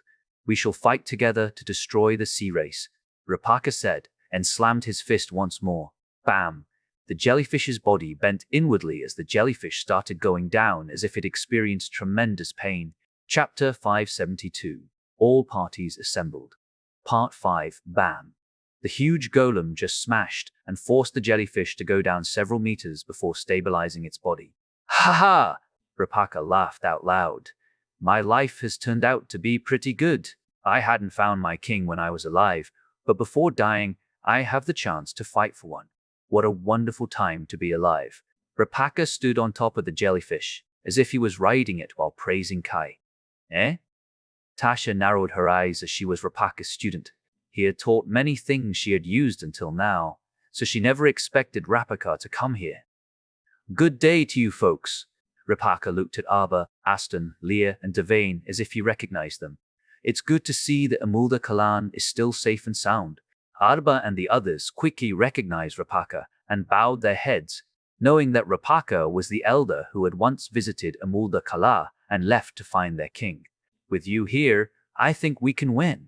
Michelle smiled and remembered how they fought in the past. Haha, that's for sure. However, I have also brought the reinforcement with me. Rapaka chuckled and pointed to the sky. Suddenly, several face-shaped stones fell down from the sky like that of a meteor. All of those stones hit the water and caused massive splashes to the point they created, an area free of water within several meters radius. Magical beasts were crushed and blown away, while the rocks took that chance to transform like Rapaka, albeit a bit smaller. There were only 50 of them, but each of them had killed at least 20 magical beasts just with their entrance, and when they had transformed, they created a small land in the middle of the water, allowing them to challenge whoever dared to come to the land. They couldn't say anything, but Rapaka introduced them with clear pride. Haha, here are my boys. There are only 50 of them left, barely alive, but thanks to our kings, they can fight for humanity today. It's time to show what the Rapa Nui people can do, boys. The golems smashed their small platform and created a shockwave that made the water raging on. After that, Rapaka said to Leah and Aston, just give this one to me. You should re-establish the information network. Our king asked me to pass this message to you. Leah and Aston exchanged looks and nodded, quickly returning to their post to follow his command. With the network returning, they should be able to coordinate all humans better. Kill those magical beasts. The soldiers were fired up and crossed the water on top of the ice layer, making their way to reinforce the people at the very front. The generals led them and worked together with Leah and Aston to form a strategic approach with Ethan in charge of their formation. There were around 1 million people gathered by now, and those 1 million were trying to fight numerous magical beasts that came from the sea. Suddenly, Neptune returned to the battlefield, standing above all of them with a serious expression. It seems you are truly not putting me in the eyes. Neptune's cold voice was transmitted to everyone's ears as all of them were alarmed and prepared for everything he might do. Still, Neptune's power was beyond their imagination. With a single wave of his staff, Neptune formed a black cloud in the sky and poured rain over them. This wasn't ordinary rain. When the rain hit the soldiers, they pierced through them like that of a bullet. Ah, what? The rain is killing us. Magic shield. Use your magic shield to stop the rain from hitting you. The confusion started when a few thousand soldiers died after their heads were pierced by the rain. Tesk. Arba clicked her tongue and raised both hands, forming a huge tornado in order to blow the cloud away. Unfortunately, Ilarica stopped her by having her elemental hug the tornado, neutralizing each other. You are not going anywhere. Ilarica glared at her. Neptune didn't stop there. He stomped his staff, creating a raging wave that surged in all directions. The water blew the soldiers off their ice and dirt platforms, and the magical beasts began pulling them under the surface, killing them in the depths. After that, Neptune raised his staff again and turned that wave into a sharp spike that destroyed multiple platforms in an instant. Most of the soldiers who were on top of the platforms fell to the water and became the perfect prey for the magical beasts, while those who were still alive quickly regrouped with those on top of the platforms, trying to survive. Formed the platform again. Luckily, the information network was there, as they all got the command on what to do, especially since Ethan, Aston, and Leah had a clear view from the top of the building. Sadly, there were at least 100,000 soldiers that had died within those two moves. In the US base, EU base, and United Asia, all people had been staring at the screen wherever they were. Oh no! The people around the world also watched the broadcast of this and were panic-stricken when they saw so many soldiers died in that exchange alone. They never saw someone kill so many people at once and recognized the threat they were facing. In fact, they'd been watching the battle from the start, as Kai had already asked Leah and Aston to handle the cameras and surveillance. With the support of President Brent, Marsha, and United Asia's Prime Minister, the fight was broadcast to the entire world. There was no news channel or whatsoever, only one, this war. However, Kai also had another plan for this broadcast. It was to show his power to the people around the world. He wanted to tell them, "This is my power, and I use this power to protect you." This should at least prevent the government from abusing its power and demanding control, as that power was far too great for them to handle. At the same time, it would ensure his descendants were not seen as the offspring of a monster. He wanted the world to recognize them as the children of a hero, so they wouldn't be scrutinized by others throughout their lives. And as soon as they saw Neptune's power, they all hoped that Kai and the others could win this war because this was the last hope of humanity. They all saw Neptune shouting, "Haha! Humanity should perish. You're not worthy to even breathe in front of me. There's nothing you can do unless your king is not a coward. Since you have invited me, how can I not come?" A magic circle appeared in the sky together with Kai's voice that resounded in everyone's ears. They all couldn't help but stop and looked at the sky. Finding a man emerging from the magic circle, he gradually fell to the ground, but his figure was there for everyone to see. He wore a long white shirt and black pants. However, what made everyone stunned was the long robe he put on. There was a word embroidered in that white robe: humanity. The green jewel kept floating around his hand, but there seemed to be no movement from the jewel other than following his palm. Kai landed on the ground with a serious expression, looking at Neptune without any sign of fear before his eyes. Arba and the others knew this was the figure who would protect humanity from its greatest threats. The soldiers knew this figure represented the fate of mankind. The generals knew his strength was greater than anyone else's in this world. This is Kai Carter, Chapter 5073, Fight Between Kings. Everyone was staring at him and his serene expression. He landed near the white tiger, who looked back at him. Kai said, "Thank you for helping me. Let me handle this. I am here to fight for you. Are you going to deny it?" The white tiger furrowed his eyebrows. Kai shook his head with a smile. "No. In the end, I couldn't endanger your life and your kin. Let us handle their top fighters. You can do whatever you want with the rest. I'm sure it's not as big of a deal for that, right, Neptune?" Neptune frowned, understanding what Kai wanted. It was clear he didn't wish for the white tiger to suffer his onslaught if humanity lost. "How dare you talk like that to him? Do you think you have the right to make demands of our king?" The lobster grew angry as he leaped into the air and waved his claw. I am going to show you that even if you're a king now, you won't be able to defeat me so easily. Wait, stop. Neptune widened his eyes, as he was the only one who understood the power of a newborn king. Even if he just became one a minute earlier, the power contained in his body was far more powerful than one could imagine. Unfortunately, he was too late. The lobster had arrived in front of Kai, trying to hit him with his claws. They had been covered with water, so he wouldn't get easily defeated. Kai, on the contrary, looked at the claw with a calm expression. When it was about to land on his face, the crown jewel landed on Kai's palm as the latter clenched it tight. After that, he struck the claw with a very light punch. Ultrasonic amplification. No! Neptune raised his staff, but it was too late. Both fists had collided, and the next thing he realized, the lobster had his body disintegrated. All people were deep in shock as they saw Kai's strength, albeit it didn't stop there. The sound wave produced from his magic flew past the lobster's body like a shock wave from a huge explosion. The shock wave created a fan-shaped area and split the water until it traced back to the sea, pushing all the water to the sides along with the magical beasts. As for those who stood in the middle of the shock wave, all of them had a similar fate as the lobster, either were crushed or disintegrated. In that punch, Kai just killed a few thousand magical beasts, showing that his power was equal to Neptune. Felice was completely stunned. She still remembered the day she messaged him about one of his spells, Ultrasonic Assassin. This ultrasonic amplification was the product of him manipulating the direction and the sound produced by that magic, leaving only the mass destruction it would cause. Her body was shaken as she knew Kai dealt someone so easily with the magic she suggested. At the same time, she knew this was the only magic befitting him. A smile couldn't help but appear on her face. Kai maintained his poker face and glanced at the white tiger. Please, fine by me. Since you are so adamant about protecting his kin, I won't pursue this any further. I shall respect you as another protector, said Neptune with a serious face. Both of them heard his words and exchanged looks before the white tiger lowered his head down. I understand.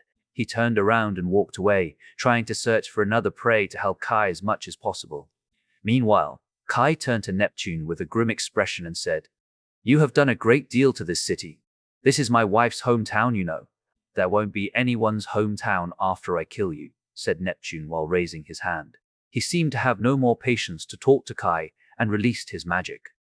The black clouds started to gather on top of their heads, making the soldiers flinch. There is that black cloud. Shield, shield, we need a shield. Protect yourself from above while maintaining your position. The soldiers were trying their best to prevent the same disaster from happening again. However, they had Kai this time. When the rain was about to pour down, Kai tossed the crown jewel into the air and activated its power. The crown jewel shone brighter as it formed a huge magic circle. Ultrasonic amplification. Blow it away. The magic circle released another sound wave that created a continuous shock wave that blew away everything that fell down from the cloud. The magic circle had 100 meters radius, so it could protect all of them. Oh! The soldiers cheered when they saw the magic circle blow away the rain and kept pushing it back until the black cloud dispersed. However, their danger had yet to leave them alone because Neptune stomped his staff's butt on top of the water and caused a massive wave that would once again swallow them to the bottom of the water. Kai couldn't help them in this situation. Hence, he chose to do it another way and controlled his crown jewel to fly above the water not far from him. The crown jewel then proceeded in blowing all the water away, creating a massive land with not a single magical beast inside as they had been swept clean. Rapaka, Kai called one name out loud. Yes, sir. Rapaka raised his hand and shouted, It's time for us to contribute one last time, fellas. 10 golems suddenly leaped toward the massive land and looked at Kai and Rapaka for one last time. They all suddenly crouched on the ground as Rapaka raised his hands, using his magic. Our bodies have been crafted from ash and rock. This is the time to use our lives to be useful once more to all of humanity. Rapaka summoned a brown magic circle on each golem as they all started to merge with the ground below. Sealing magic release. Rising mountain. Rapaka turned out to have placed his sealing magic on his golem to make the golem small. However, the real body was 100 meters high. With all 10 golems returned to their original form, They all merged together and formed the land 1 meter higher than the water level. At the same time, the land became a 300-meter radius platform that humans could step on to fight the rest of the enemies. This place shall become the renowned Moai Hill in the future. Rapaka laughed. Look, the soldiers saw the rising land despite struggling to stay alive. That is our hope. Move, let's go. They all had the same situation, and seeing such a sturdy place made them realize it was the place where they should fight. You won't. Neptune gritted his teeth and waved his staff to destroy the hill. However, Kai already appeared on top of him and struck his staff with his sword. Son Okinetic Blade. The sound wave produced was also far stronger than he usually used. The shock wave shook the entire battlefield as Neptune was pushed back. Neptune hurriedly waved his other hand. The water began to rise to swallow Kai, but the latter continued to swing his sword, releasing enough shockwave to disperse the water below him. Kai looked at Neptune with a smile on his face, showing that the winner had yet to be decided. Chapter 574, President. In the US base, many people gathered in a huge plaza to watch the war that was happening in South Carolina. They all witnessed what kind of destruction Neptune could cause with just a single wave of his staff. If the soldiers lost this battle, their homes would be destroyed. Seeing this kind of scene made them worry and sympathetic at the same time. This was the battle that would decide humanity. Yet the only thing they could do was stay in this safe zone, looking at how the soldiers sacrificed their lives in the front line. However, they all saw humanity still had one hope to win the war when Kai Charter appeared on the battlefield. His power was equal to that of Neptune, and he might be the only one who could defeat him. Some of the young generations, older generations, or even veterans who had witnessed the brutality of war with magical beasts couldn't help but clench their fists. Why have I retired? One of the veterans couldn't help but mutter. She turned around while walking with her rod supporting her body. I am going back to change. Even if I'm injured, I can still help with the medical team. A young man saw the veteran and her body condition. This was a battle of death. The moment the soldiers lost, they couldn't keep their life too. Hence, instead of waiting and hoping for the soldiers to win, he decided it would be better to participate in the fight. He also turned around and started walking back. He reached for his device and called someone. Hello, Dad. I'm sorry, but I'm thinking about protecting the country. Starting from those two, more and more people overheard them and began to return. The battle was only a few hours away from them. Even if they needed to be late, it was better than never. They might die with a single wave of Neptune's staff, but the soldiers there sacrificed their lives just to kill one magical beast. More and more people joined them until 30% of the people in the plaza left to fight. Suddenly, the screen changed, surprising everyone because the one who appeared before their eyes was none other than President Brent. They all drew a gasp and looked at the screen. President Brent stood before the press with a serious expression. I am sure that everyone has witnessed the war in South Carolina. I won't take much of your time because I only want to say one thing to all of you. Please believe in the soldiers fighting on the front line. Pray for them so they can return triumphant. Our fate is on their shoulders. Before he finished his words, the screen changed back to the war, as if something had happened to the president. Meanwhile, President Brent forcefully changed the screen again for Kai's request, and it seemed he was right. Brent squinted his eyes and stunned everyone because it was weird for him to stop talking.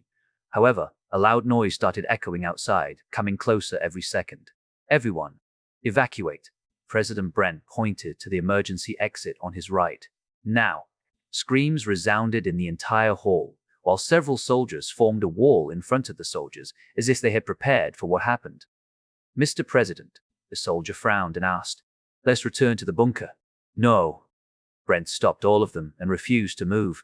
I still have one more mission as the leader of this country. Bam. The walls cracked and crushed as several red tentacles appeared inside the room. After that, the tentacles broke apart the door and the wall, tearing them down. He finally saw the real enemy hiding around him. It was a red octopus. The body reached was higher than the ceiling, and the tentacle could loop around this room once. So, you have come. Brent smiled and raised his head, finding the octopus destroyed the ceiling above him and lifted it up, so he could see Brent in the eyes. You're courageous for not running away. The red octopus glared at him and raised his tentacle, planning to slam it down. I commend you for not fearing my existence. I shall grant you a swift death. Brent had no change of expression and closed his eyes, recalling the meeting with Kai 15 minutes ago. They were sitting before each other with serious expressions because Kai had something to say. May I know what your plan is? I would like you to give a speech. A speech? Brent furrowed his eyebrows and realized his plan. A bait. Yes, there should be a spy hiding somewhere in this place. However, I couldn't find him and needed to go to the front line. The EU base and United Asia have one, so this place should have a spy too. His target must be me, because this will be my most vulnerable time. They want to destroy our morale by assassinating me. Brent nodded in understanding. Yes, however, the speech is also a way to encourage the people in this place. You mean? Brent and Kai exchanged looks as they finally came to an understanding. Recalling the conversation, Brent couldn't help but smile in the face of death. Octopus, Brent called his opponent and said, even if you kill me, you won't be able to destroy our morale. Kai Carter is the true leader, not me. The red octopus snorted. Let's see what will happen after I kill you and bring your body around the city. You are not his match. Your king is not his match. Brent chuckled. This is not funny, human. I shall kill you right now. The octopus harumphed and waved his tentacle down. Meanwhile, Brent muttered inwardly, Kai Carter, you are right. Since he is coming after me, I should come to face him to lure him out. This is the last thing I can do for the people of this base, as this monster might terrorize us in the future. Besides, by making my speech here, the people can inspire many people who watch the battles. These two are his original intentions, so it's time for me to bring it to a close. Brent smiled and shouted to the octopus. I will say one last thing, octopus. Our Kai Carter is beyond your imagination. You shouldn't underestimate him. He couldn't find me. No, he has found you. Brent smiled. Little did the octopus know, there were two face-shaped rocks on the other side of the room, hidden behind his own escape route. Suddenly, the two stones started to expand and tore the ceiling apart, showing their tall golem bodies. The first golem caught the tentacle that almost hit Brent, while the other leaped to the air and struck the octopus's head. Ah! The octopus screamed in pain as his body fell to the side because of the force. Kai left these two with the president because they were the only ones who could protect the president's safety. I have one more thing to say to you. Our strength may be weak, but throughout history, we keep surviving from wild beasts or any threats in our surroundings, and this shall continue for eternity. We shall keep rising back again. This is humanity, Brent stated with conviction. There was still one cameraman that rolled the camera because he had an order to sacrifice his life for this moment. And this sacrifice of his allowed him to get the greatest scene of the president. And this scene was broadcasted to the entire world, resounding in the people's hearts. Chapter 575, Kai versus Neptune. Kai was still fighting against Neptune, but he had heard something interesting from the headquarters. Of course, Neptune also overheard their conversation. Target has been neutralized, and the president is safe. Extra reinforcements are also on the way. Neptune furrowed his eyebrows while Kai said, Unfortunately for you, it seems your plan ends up as a failure. Neptune was gritting his teeth because he had got failure after failure. From the very first contact with Kai, there was only a failure. He was already fed up with it and snorted. That doesn't mean anything. As long as I kill you, the victory will be mine. I will have the last laugh, Kai Carter. That depends on your ability. Kai smiled and asked Leah with her telepathy. How is our heavy reinforcement? They are on their way. The first will be the air support, she replied while maintaining contact with the headquarters. Before she finished, she got another report. Here it is. The first two. Kai raised his swords, preparing to attack Neptune. Neptune also raised his staff to send another attack, but both of them heard the same thing. Neptune realized he had been had. He hurriedly waved his staff, but Kai already appeared in front of him, striking his staff with his swords. What do you think you are doing? Suddenly, two huge explosions occurred in the water, kicking up the water to the sky. Because the shock wave could blow people away, the missiles weren't that powerful. They just wanted to create enough support for Kai and the others, as Kai instructed. Several more fighter jets flew on top of them, hitting their flanks with their heavy weaponry. Boom, boom, boom. A series of explosions occurred, killing hundreds of magical beasts. It didn't look that much, but more and more reinforcement would come, so they should be able to kill hundreds of thousands, if not millions. This was what Kai expected from them, especially with tanks and other vehicles reaching this place. Aston sent a message to Nathan: "Make sure you hit their rear. Avoid any friendly fires." "I know. Don't worry." Nathan still sat in front of the screen while maintaining the entire chain of commands with Leah and Aston. After seeing his side had started to regain their ground, Kai shouted, "Arba, I will be leaving this area to you." "Understood, my king." Arba nodded and smiled at Ilareka, who seemed to have realized Kai's entire plan. Arba wore a smug expression and said, "It's impossible for you, a little princess, to challenge our king. It was your mistake to even let him stay alive when you first met him." Ilareka couldn't answer because back then, she went back to report to ask their king's opinion regarding Kai's existence. Fortunately for Kai, Neptune wanted to end everything, allowing Kai to grow up, and he turned out to be the worst opponent for them because of his exceptional ability in warfare. Even in the last battle, Kai proceeded to plant all his tricks and release them one after another. They were the white tiger, the eagle and the birds, Rapaka and his people, Brent's as bait, and this reinforcement. Everything was in his calculation. Although he didn't know whether he could kill Neptune or not, he wanted to have enough people so they could annihilate Neptune's armies. Meanwhile, Kai had the most important thing to do. He struck Neptune's staff with everything he got, pinning him on the water's surface. After that, he recalled his crown jewel and released all of its power, channeling it to his son-okinetic blade. As another protector, Neptune obviously understood the power of the crown jewel. The moment Kai used that power, he activated his own power, lifted the water, and released it at high speed, neutralizing Kai's extraordinary shockwave. The water and the shockwave clashed. They tried to disperse each other. However, Kai had another thing in mind. While holding Neptune with his right sword, he rotated his other sword, planning to hit someone strong. Neptune obviously noticed his movement and prevented him by summoning multiple waves from the water and struck him on the back. A smile suddenly appeared on Kai's face. He had been waiting for this moment. The moment Neptune raised the water again, his own crown jewel needed to split its energy, resulting in the loss of his original attack that neutralized Kai's power.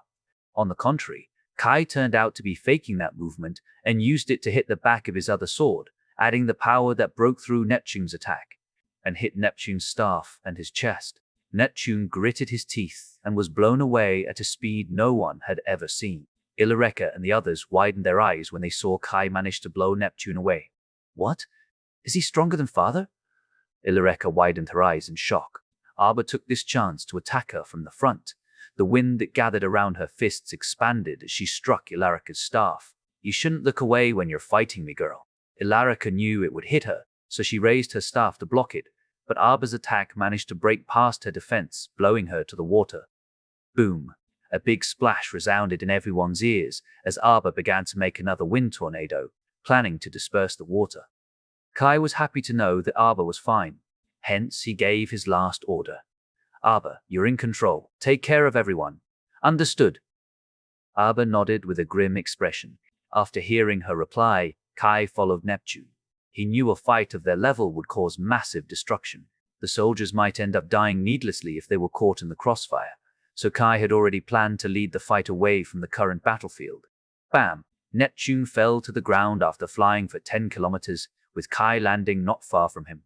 "I suppose you're trying to separate me from the rest." Neptune squinted his eyes. "Such a thoughtfulness of you to even care about those insignificant people. I wonder if they will remember you and repay your kindness. After all, history has shown you that the people you protect will try to control you and make you their slaves." Kai smiled and shook his head. "To fight the greatest villain, they need a hero. After defeating the villain, the hero will have a happy life forever. Do you know why? It's because the hero will disappear from the world." Neptune's expression was serious when he heard his answer. Kai just told him that he would rather live in hiding instead of becoming their slaves or governing them. "All I wish is just a peaceful life with my family. Why should I get into trouble?" Kai chuckled. You are also a different protector than that bastard. Neptune harumphed and raised his staff. However, do you think you can defeat me? A huge wave suddenly appeared from the horizon. Another tsunami, huh? You really love water, aren't you? Kai chuckled and struck Neptune with his swords. Neptune blocked it and tried to slip past him, returning to the tsunami. He really needed to fill this place with water if he wanted to win against Kai Kata after all. The moment Neptune merged with the tsunami, Kai tossed his crown jewel, producing a continuous shockwave that should blow the wave apart. However, Neptune controlled the water, forcing it to recover continuously and creating a balance between the two powers. This marked the true start of the fight between two sovereigns. Chapter 57-6, Michelle vs. Octopus. Part 1. On the original battlefield, Michelle was focused on her fight against the octopus. Her swords and sides kept getting repelled by the octopus. None of them managed to injure each other yet. Shadow Slash. She waved her right sword and released a black-colored sword wave, running through the ground. The octopus simply leaped back into the water to escape this attack before returning to the ground. After that, he countered the attack by slamming two tentacles to Michelle. The latter avoided it like the octopus, but the octopus raised the tentacles, cracking the ground and dragging it off with him. This huge boulder was a real threat to the other soldiers. Hence, Michelle reached the boulder with her sides, cutting it into pieces before the octopus could even throw it to the others. Seeing it had been sliced, the octopus harumphed and threw away the rubbles. He then slammed the ground with his tentacles again. Michelle obviously wouldn't allow him to do the same thing. She quickly merged her shadow swords and created a longer and bigger one. She swung her new 5-meter sword to stop the tentacle. Bam! The shadow sword hit the water bubble that acted as a cover. The water was hard as if it was frozen. Michelle clicked her tongue as her shadow suddenly disappeared. Marionette! Feeling the octopus had a slight advantage in terms of strength, Michelle froze her own shadow. This was new magic she developed from the concept of a shadow that would continuously follow the person's action. Hence, she froze the shadow and created a reverse effect where the real body couldn't move, giving an illusion she received an extra strength to withstand one's attack. The octopus didn't know she couldn't move right now, so he kept trying to push her back as if he wanted to overpower her. The moment the octopus knew it was futile, Michelle retracted her shadow and leaped toward the octopus. Shadow. The black fire around her sword grew stronger as she struck the tentacle with it. Slash. The shadow slash ran through the skin, trying to rip the tentacle apart.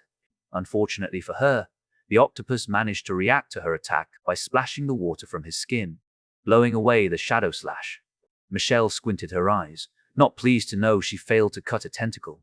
Still, a red mark on the tentacle showed that she was close to cutting his skin. If he didn't react that quickly, he would have lost his tentacle. Not liking the fact Michelle could cut his tentacle, the octopus started getting angry. You're the one who forces me. The octopus turned red before raising two tentacles. The water behind him rose and formed a small wave. However, Michelle could see the piping hot atmosphere along with some heat released from the water. Boiling water? Michelle frowned and glanced back, seeing the soldiers who fought together with her. I won't let you.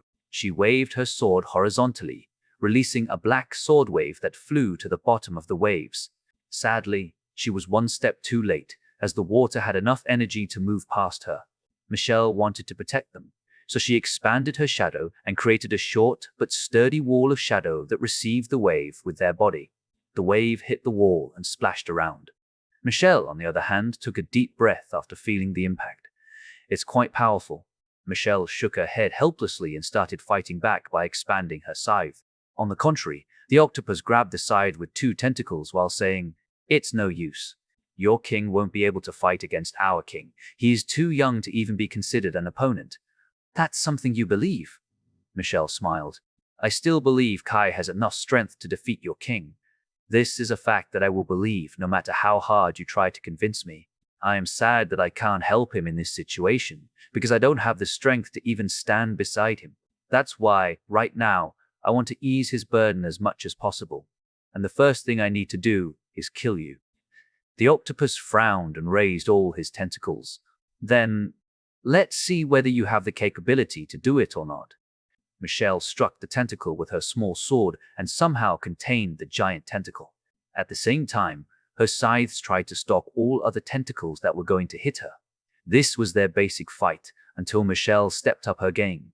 A huge black spike suddenly emerged from the ground, hitting two tentacles on the side and cutting it a little bit until the blood started to flow out of the wounds. The octopus opened his eyes in shock and saw one of Michelle's scythes turned out to be underground. Knowing that the spike was actually the scythe, the octopus grasped the spike, refusing to let go. Michelle tried to retract her scythe, or basically her shadow, but the octopus somehow stopped it, preventing her from moving. "I got you!" The octopus smirked and sent all his tentacles to hit Michelle. Michelle clicked her tongue and struck several tentacles, repelling them away. However, she was immobilized. It was hard for her to turn around, forcing the scythe to deal with the tentacles on her back. She didn't have a clear vision of them, resulting in a hit on her back. Bam! Cash! Michelle gritted her teeth because the tentacle hit her on the back.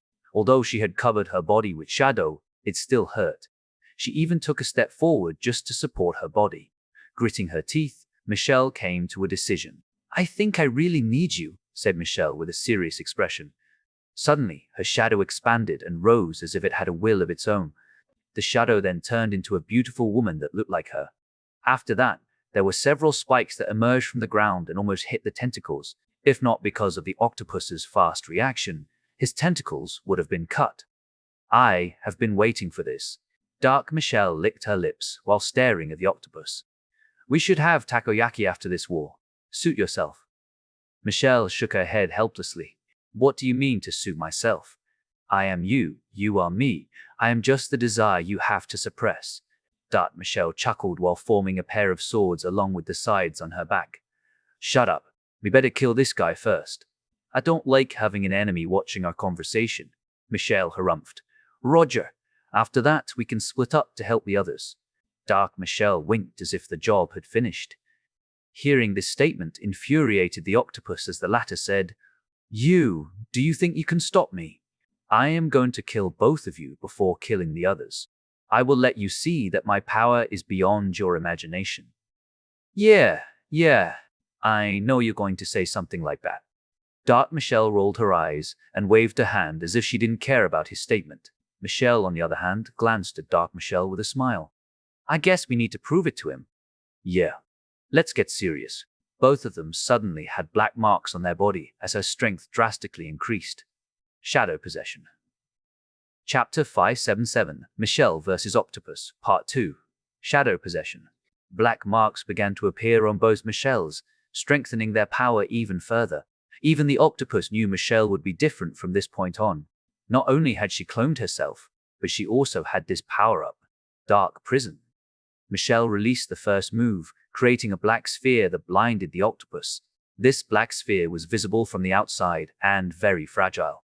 The moment it touched a random attack, the black sphere would crumble, and it happened a split second later. Despite the occurrence, the octopus instinctively raised all his tentacles, covered all his body, because when the light illuminated them again, Michelle had already arrived on top of him, swinging her swords. Shadow Slash. Before the Shadow Slash hit his tentacle, the octopus rolled like a ball to avoid it. However, it was forced to stomp the ground and launch itself into the air. It turned out Dark Michelle had already arrived behind him, waving her scythes to stop his movement so Michelle could hit him. "I'm not letting you go." Dark Michelle smirked and raised her hand. The scythes followed her hand movement and flew upward, trying to grasp the octopus. At this time, the octopus had returned to its normal form and struck all the scythes. Tiesk. Dark Michelle clicked her tongue and placed her hand on the ground. Spike. Her shadow suddenly emerged and formed a huge spike, growing at unprecedented speed to skewer the octopus. Because it couldn't move freely in the air, the octopus tried to roll its body to the side and ended up getting pierced on one of its tentacles. After that, the octopus quickly destroyed the shadow to free himself and landed on the ground next to the water. The water rose behind him and formed torrential currents. These spirals of water seemed to contain enough pressure to at least break many bones in one's body.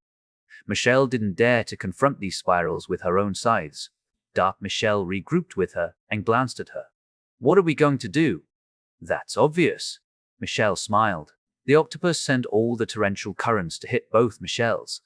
Surprisingly, Michelle and Dark Michelle leaped to the side, avoiding the currents. What? The octopus thought Michelle would destroy them because of the previous actions. Even so, he hurriedly said, "Haha, to think you would dodge this. Fine, I will slaughter all those animals." "You're the only animal here," Michelle and Dark Michelle said at the same time. Suddenly, their scythes started moving and struck the ground. Shadow slash. Each scythe and sword performed and released the shadow slash, creating multiple shadow slashes on the ground, cutting the water from the side a few times. This created a gap between the water, forcing the edge to disperse because the octopus's control had been cut. "What?" The octopus widened his eyes. "Don't underestimate us." Dark Michelle leaped to the front and struck the octopus with her sword. Shadow slash. Bam! The tentacles suddenly fell to the ground. In other words, the shadow slash managed to cut it. "Argh!" The octopus screamed in pain. On the other hand, Michelle's situation wasn't that good either. She dropped to her knees as she started sweating profusely. Michelle even used her hands to support her body from collapsing. The multiple shadow slashes were beyond her power earlier. If only she had trained for another 2 or 3 years, she believed the octopus wouldn't be her match. Unfortunately, she only had a short time. She gritted her teeth and started collecting her composure. "I can't move for another minute." Michelle kept panting while assessing the situation. She needed to end the fight as soon as possible to preserve her magic power. Dark Michelle already found out about this and kept attacking the octopus. However, the octopus wasn't a pushover either. The water rose and formed 10 tentacles behind him. All the tentacles were huge and long. They could surely kill her. "You're the one underestimating me." The octopus snorted and sent the tentacles forward, trying to kill Dark Michelle. The latter tried her best to avoid them. Her scythes acted as her legs and kept moving around. The octopus found her weakness and flooded the ground. The water near the scythes erupted and destroyed them. "No!" Dark Michelle started falling down after losing the support and saw the octopus gathering the water in its mouth. He then spurted all that water forward, creating a high-pressure eruption that engulfed her. Luckily, Dark Michelle had linked her thoughts with Michelle, so she knew what was coming. She created a wall of shadow that blocked the water. Unfortunately for her, it wasn't enough to contain the octopus's attack. However, Dark Michelle only used it to buy her enough time to escape her own predicament, albeit her right hand was still hit by the water and ripped apart from her body. "Arg!" Both Michaelis wailed in pain as their senses seemed to be shared. "Haha, so that's how it is. Die!" The octopus sent all the water tentacles to smash Dark Michelle. Little did he know, even though Michelle couldn't move, she could still use her magic from afar. Michelle's shadow expanded and moved toward Dark Michelle. When it was right below her, a spike emerged. "What?" The octopus quickly tried to destroy the spike, but Dark Michelle had utilized it as her foothold. She glided on it before launching herself on top of the octopus. "No." The octopus realized what she planned to do. She wanted to kill him by causing mutual destruction. Even though their senses were shared, her death wouldn't mean the same for Michelle. At the same time, the water octopus couldn't protect her as they were still moving to hit the spike. The octopus quickly raised all his tentacles to stop her. However, Dark Michelle re-summoned all her scythes and struck all of them. "This is the end." Dark Michelle smiled and released another magic. Shadow Slash. The octopus widened his eyes and saw how the shadow slashes moved around his body and cut him into pieces. "Impossible." Before he finished his words, his body began to fall apart and buried under the water. There was still regret in his eyes, but he couldn't do anything more than this. Michelle spat a mouthful of blood because of the continuous usage of shadow slashes, panted a few times and took a deep breath to calm her heart down. She had done everything she could in this fight. However, the war was still going on. She took pride as the first girl Kai knew, so she always honed herself to the very limit, making sure he came out as the strongest. From the dark magic that evolved into her now shadow magic to her Dark Michelle, she made sure she had the strength to take care of everyone. After defeating the octopus, the first thought that crossed her mind was none other than to help the others instead of resting for a minute or two. "Oi!" Michelle called Dark Michelle, and planned to discuss the plan. The moment their eyes intertwined, the two Michelles understood each other and nodded. Dark Michelle said, "We need to help the weakest link as well as the one that can change the entire battlefield." "Yeah, I will go for the latter," Michelle nodded. As soon as they came to an agreement, the two Michelles disappeared. Chapter 578. Rapaka vs. Jellyfish. Part 1. On the other side of the battlefield, Rapaka had landed on the ground after the jellyfish furiously shook its body to throw him off. Rapaka took a deep breath and raised his hand. Suddenly, several spikes emerged from the ground. The spikes were so high that they kept rising until reaching the jellyfish. The jellyfish waved its tentacles and shattered the spikes before pointing 3 of the tentacles to Rapaka. Suddenly, electricity sparked around the tentacles and shot it straight to Rapaka. Rapaka casually summoned the wall of dirt that took the direct hit of the lightning. The jellyfish was impressed because he thought the wall would shatter into pieces. Instead, the wall withstood the entire power of his electricity and dispersed it to the ground. Rapaka raised his hand and created 7 pink spheres. The spheres began to get smaller and smaller, compressing the air inside. After that, Rapaka launched them to the jellyfish. Not letting the attack hit him, the jellyfish flapped its tentacles to fly a bit higher. The purpose wasn't to go up, but rather to generate enough wind to blow away Rapaka's compressed air bombs. Boom!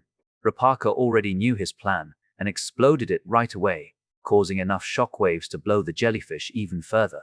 At the same time, Rapaka looked around him, especially his soldiers. They were fighting against other sea races that were out of the top 10 fighters. Some of them managed to hold them well, while some lost their advantages. Knowing the battle couldn't last for long, he needed to finish this battle in an instant.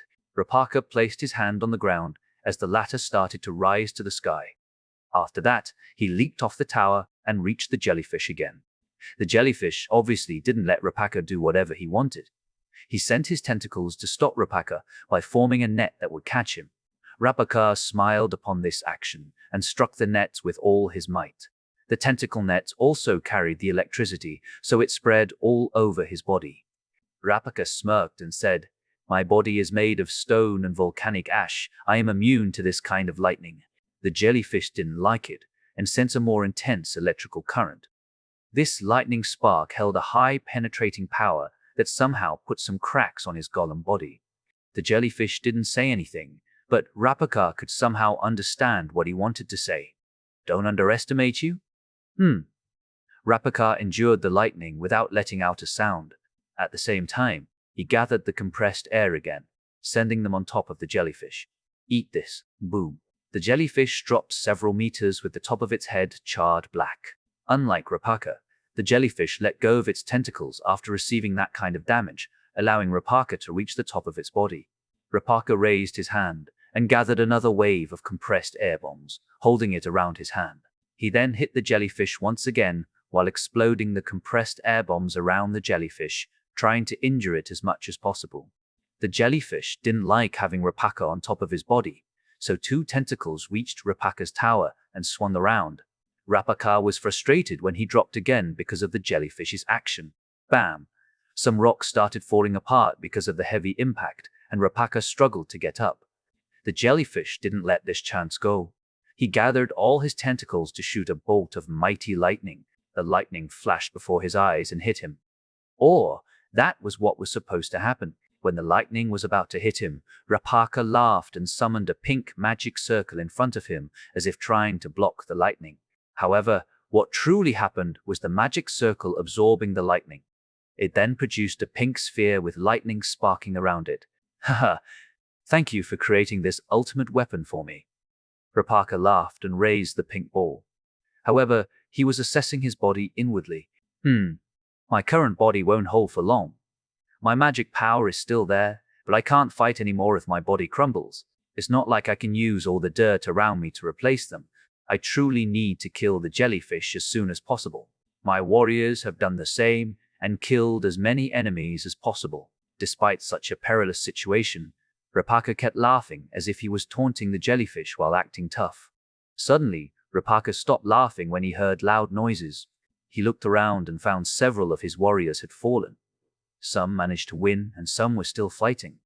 Rapaka took a deep breath and shouted, "O mighty warriors! You have done your jobs. Let us meet again in the afterlife. I shall come with you and bring all these guys here with me." Sealing Magic Release. Rapaka released his sealing magic on the fallen warriors. They became the land for the other soldiers to step on. O mighty soldiers, let this land made of my brethren be the path for your victory. The soldiers and generals obviously heard his words. They couldn't express how grateful they were to have this vast land in the middle of the water Neptune created by using his tsunami. They all would remember Rapaka and his soldiers for the rest of their lives.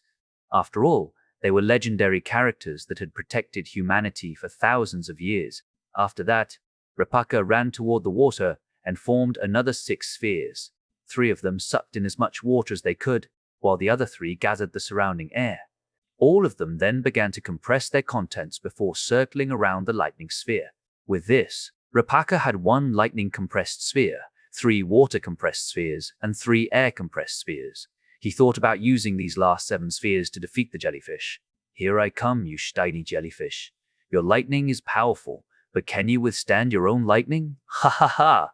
Chapter 579, Rapaka vs. Jellyfish Part 2. "Here I come, you shitty jellyfish. Your lightning is powerful, but can you withstand your own? Ha ha ha." Rapaka laughed out loud, mocking the jellyfish. The creature seemed offended and began charging lightning around its tentacles. It pointed all of them at Rapaka and fired. Rapaka easily avoided them by teleporting himself to the top of the jellyfish. Even though Rapaka's magic was a sealing magic, just like Tasha, he was also good at teleportation stuff. He just refrained himself from using it this whole time to make the enemy think he could only use sealing magic. That trick seemed to be useful because Rapaka managed to arrive on top of the jellyfish safely. All 7 spheres were aligned, and Rapaka finally used his magic. Sealing Magic Release. All 7 spheres suddenly exploded, bursting out whatever it contained. The 3 water-compressed spheres spewed out a huge amount of seawater. Because of the compression, the water contained a high pressure, creating enough force to scrap a bit of the jellyfish's body. At the same time, the air-compressed spheres burst out an explosive shockwave, grazing the jellyfish's body. However, the worst one was the lightning-compressed sphere. It contained the lightning from the jellyfish himself, and that lightning was gathered from all his tentacles. The power that burst out of the sphere was unimaginable. It literally spread all over the jellyfish, burning him down. Rapaka was also not in good shape either. Although he managed to redirect the electric current from his body, the sheer amount of pressure generated by the lightning started cracking his body. As for the jellyfish, several black spots appeared as if it was getting roasted. White liquids began to flow out of its body, dripping down to the tentacle before falling to the ground. The jellyfish fell for a few seconds, almost hitting the ground. However, the jellyfish managed to recover in time and flapped its tentacles to stay airborne. After that, the jellyfish sneaked a tentacle to the whole of his body and reached Rapaka. Rapaka widened his eyes, never expecting such an attack. After all, if it were a human, it was the same as them using their hand to go through their stomach just to grab something behind them. The tentacle grasped Rapaka's arm. Not good. Rapaka tried to escape through his teleportation, but the moment he re-emerged on the ground, his right arm was already gone while cracks were visible all over his body. The jellyfish just took that 1 second to rip apart Rapaka's body and made his condition worse. Rapaka clicked his tongue, wondering if he could kill the jellyfish before his time ran out. When he thought about that, Rapaka's body shook. "No, my mission is to kill this jellyfish. Even if I need to take him down along with me, I will do it." Rapaka regained his composure and focus, trying to find something that he could use to kill the jellyfish. As if remembering something, he looked inside his heart and fell silent. He seemed to have found the one thing he needed, but there was also a hesitation lingering in his eyes. The jellyfish seemed to have no patience left as it began to move, trying to destroy him. Little did he know, this just made Rapaka gather his resolve faster. "I'm sorry, my warriors. It's time for me to go and release all of you." Rapaka's words were transmitted to every single golem on the battlefield. They were stunned for a second, and soon understood what Rapaka planned to do. They wanted to say he had done enough since ancient times, but they couldn't say those words. Only action could answer Rapaka's resolve. Suddenly, the golems began to move in unison as if they had a plan. Even Aston and Lear didn't understand their movement, watching how the golems ran away from the battlefield. But they soon found out that the golems were not running away. Instead, they were trying to reach the water. They all jumped to the seawater as a huge magic circle appeared on top of their backs simultaneously. Aston widened his eyes. Thank you, Elder. Thank you, warriors. All the golems turned into a massive land, as if a vast hill emerged just for them, pushing all the water away so the soldiers could continue their fight. Sealing magic release. Rapaka's eyes were filled with sorrow as he said, "Goodbye, my brethren. We shall meet in the next life." After releasing all his magic, Rapaka had no more worries in his heart. He looked at the jellyfish and summoned the teleportation magic circle beneath his feet.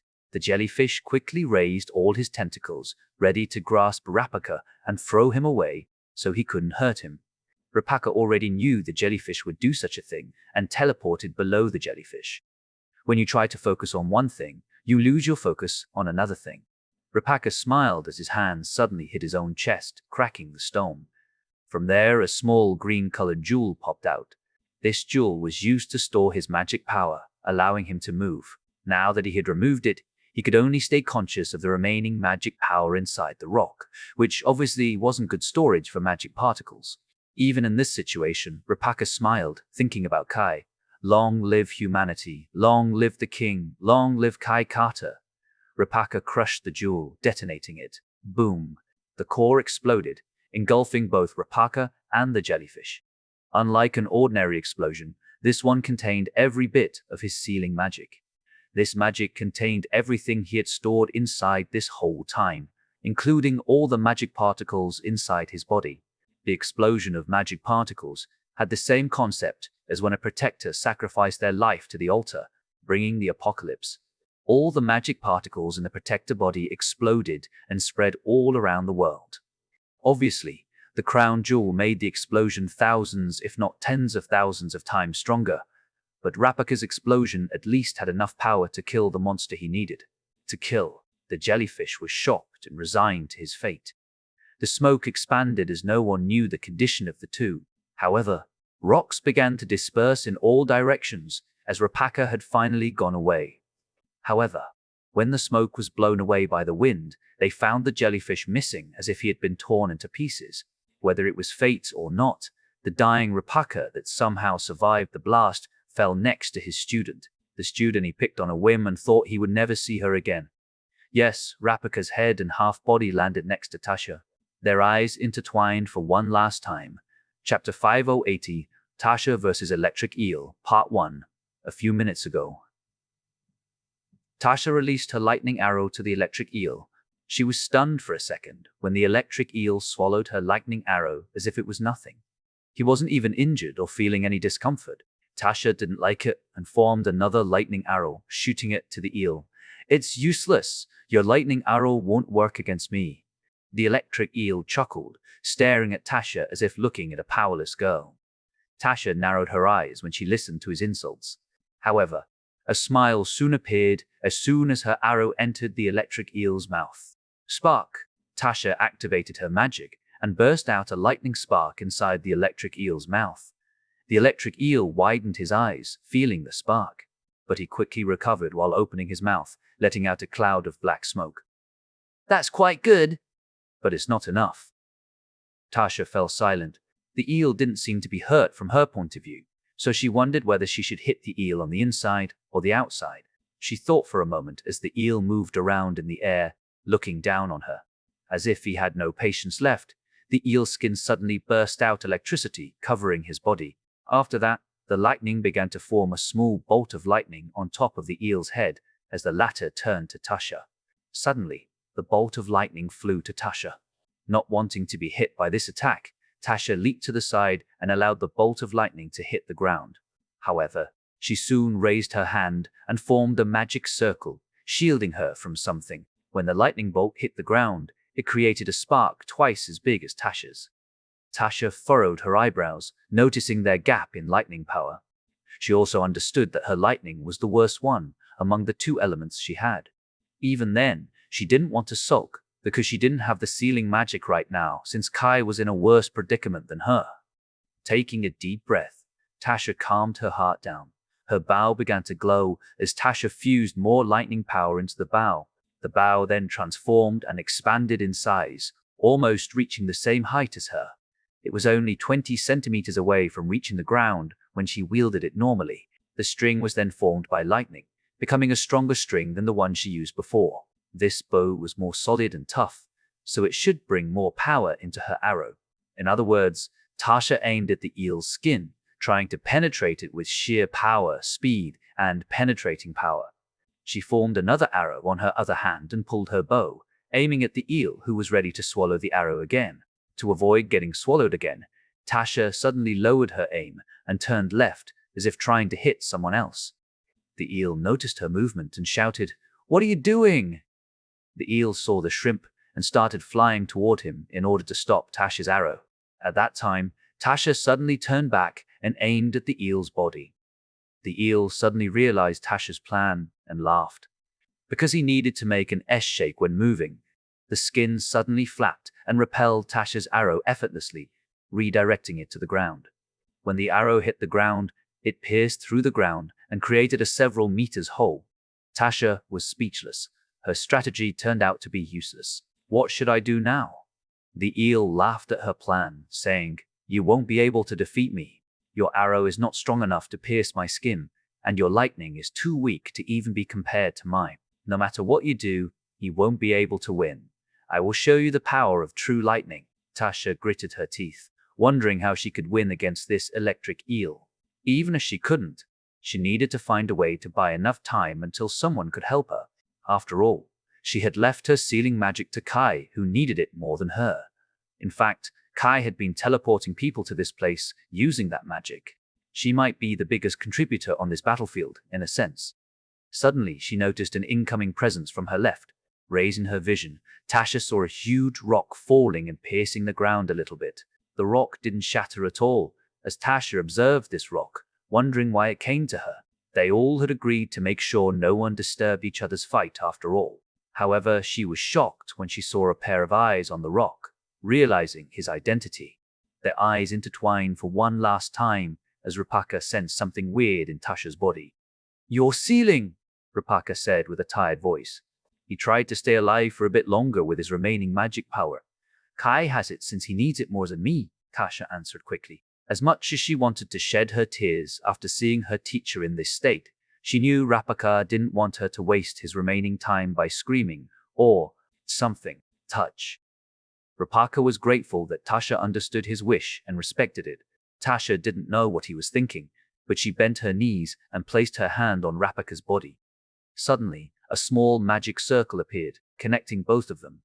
Tasha felt the warmth of the magic power fluctuating around the magic circle, as she soon understood what Rapaka wanted to do. "Can't give magic, but give element," Rapaka stuttered as his voice grew weaker and weaker. "You disciple I master answer?" Tears couldn't help but flow out of the corner of her eyes. Even at the very end, Rapaka still thought about her. Instead of passing like a hero, he wanted to pass away as a teacher, granting her his space element. In other words, Rapaka tried to use the remaining magic power to seal his sealing magic in Tasha's body, allowing Tasha to wield it. Unfortunately, he couldn't seal his magic power because he had destroyed his own core that contained all his magic power. Seeing such care from her teacher, there was only one obvious answer from Tasha. "I, Tasha Carter, am the student of the great warrior Rapaka." Despite how short they met this whole time, there wasn't a shred of doubt in her voice as she looked Rapaka in the eyes. Rapaka smiled as the transfer had completed. That smile would always be planted on her mind, as it was the last thing she saw from her teacher before the rock turned into ashes and the wind blew it away. "I see, Master of." Tasha gritted her teeth, trying hard to stop the tears flowing down her cheeks. However, her danger remained the same, as the electric eel obviously didn't wait for her. He had been charging all the lightning inside his body and opened his mouth, releasing it all. The lightning formed a straight line to Tasha, who was seeing off Rapaka. Before the lightning hit her, a huge pink sphere appeared next to her, swallowing all the lightning. After that, it sealed the entrance and shrank in size, compressing the lightning like how Rapakar did to the jellyfish's attack. Tasha gradually rose from the ground, glancing at the electric eel coldly.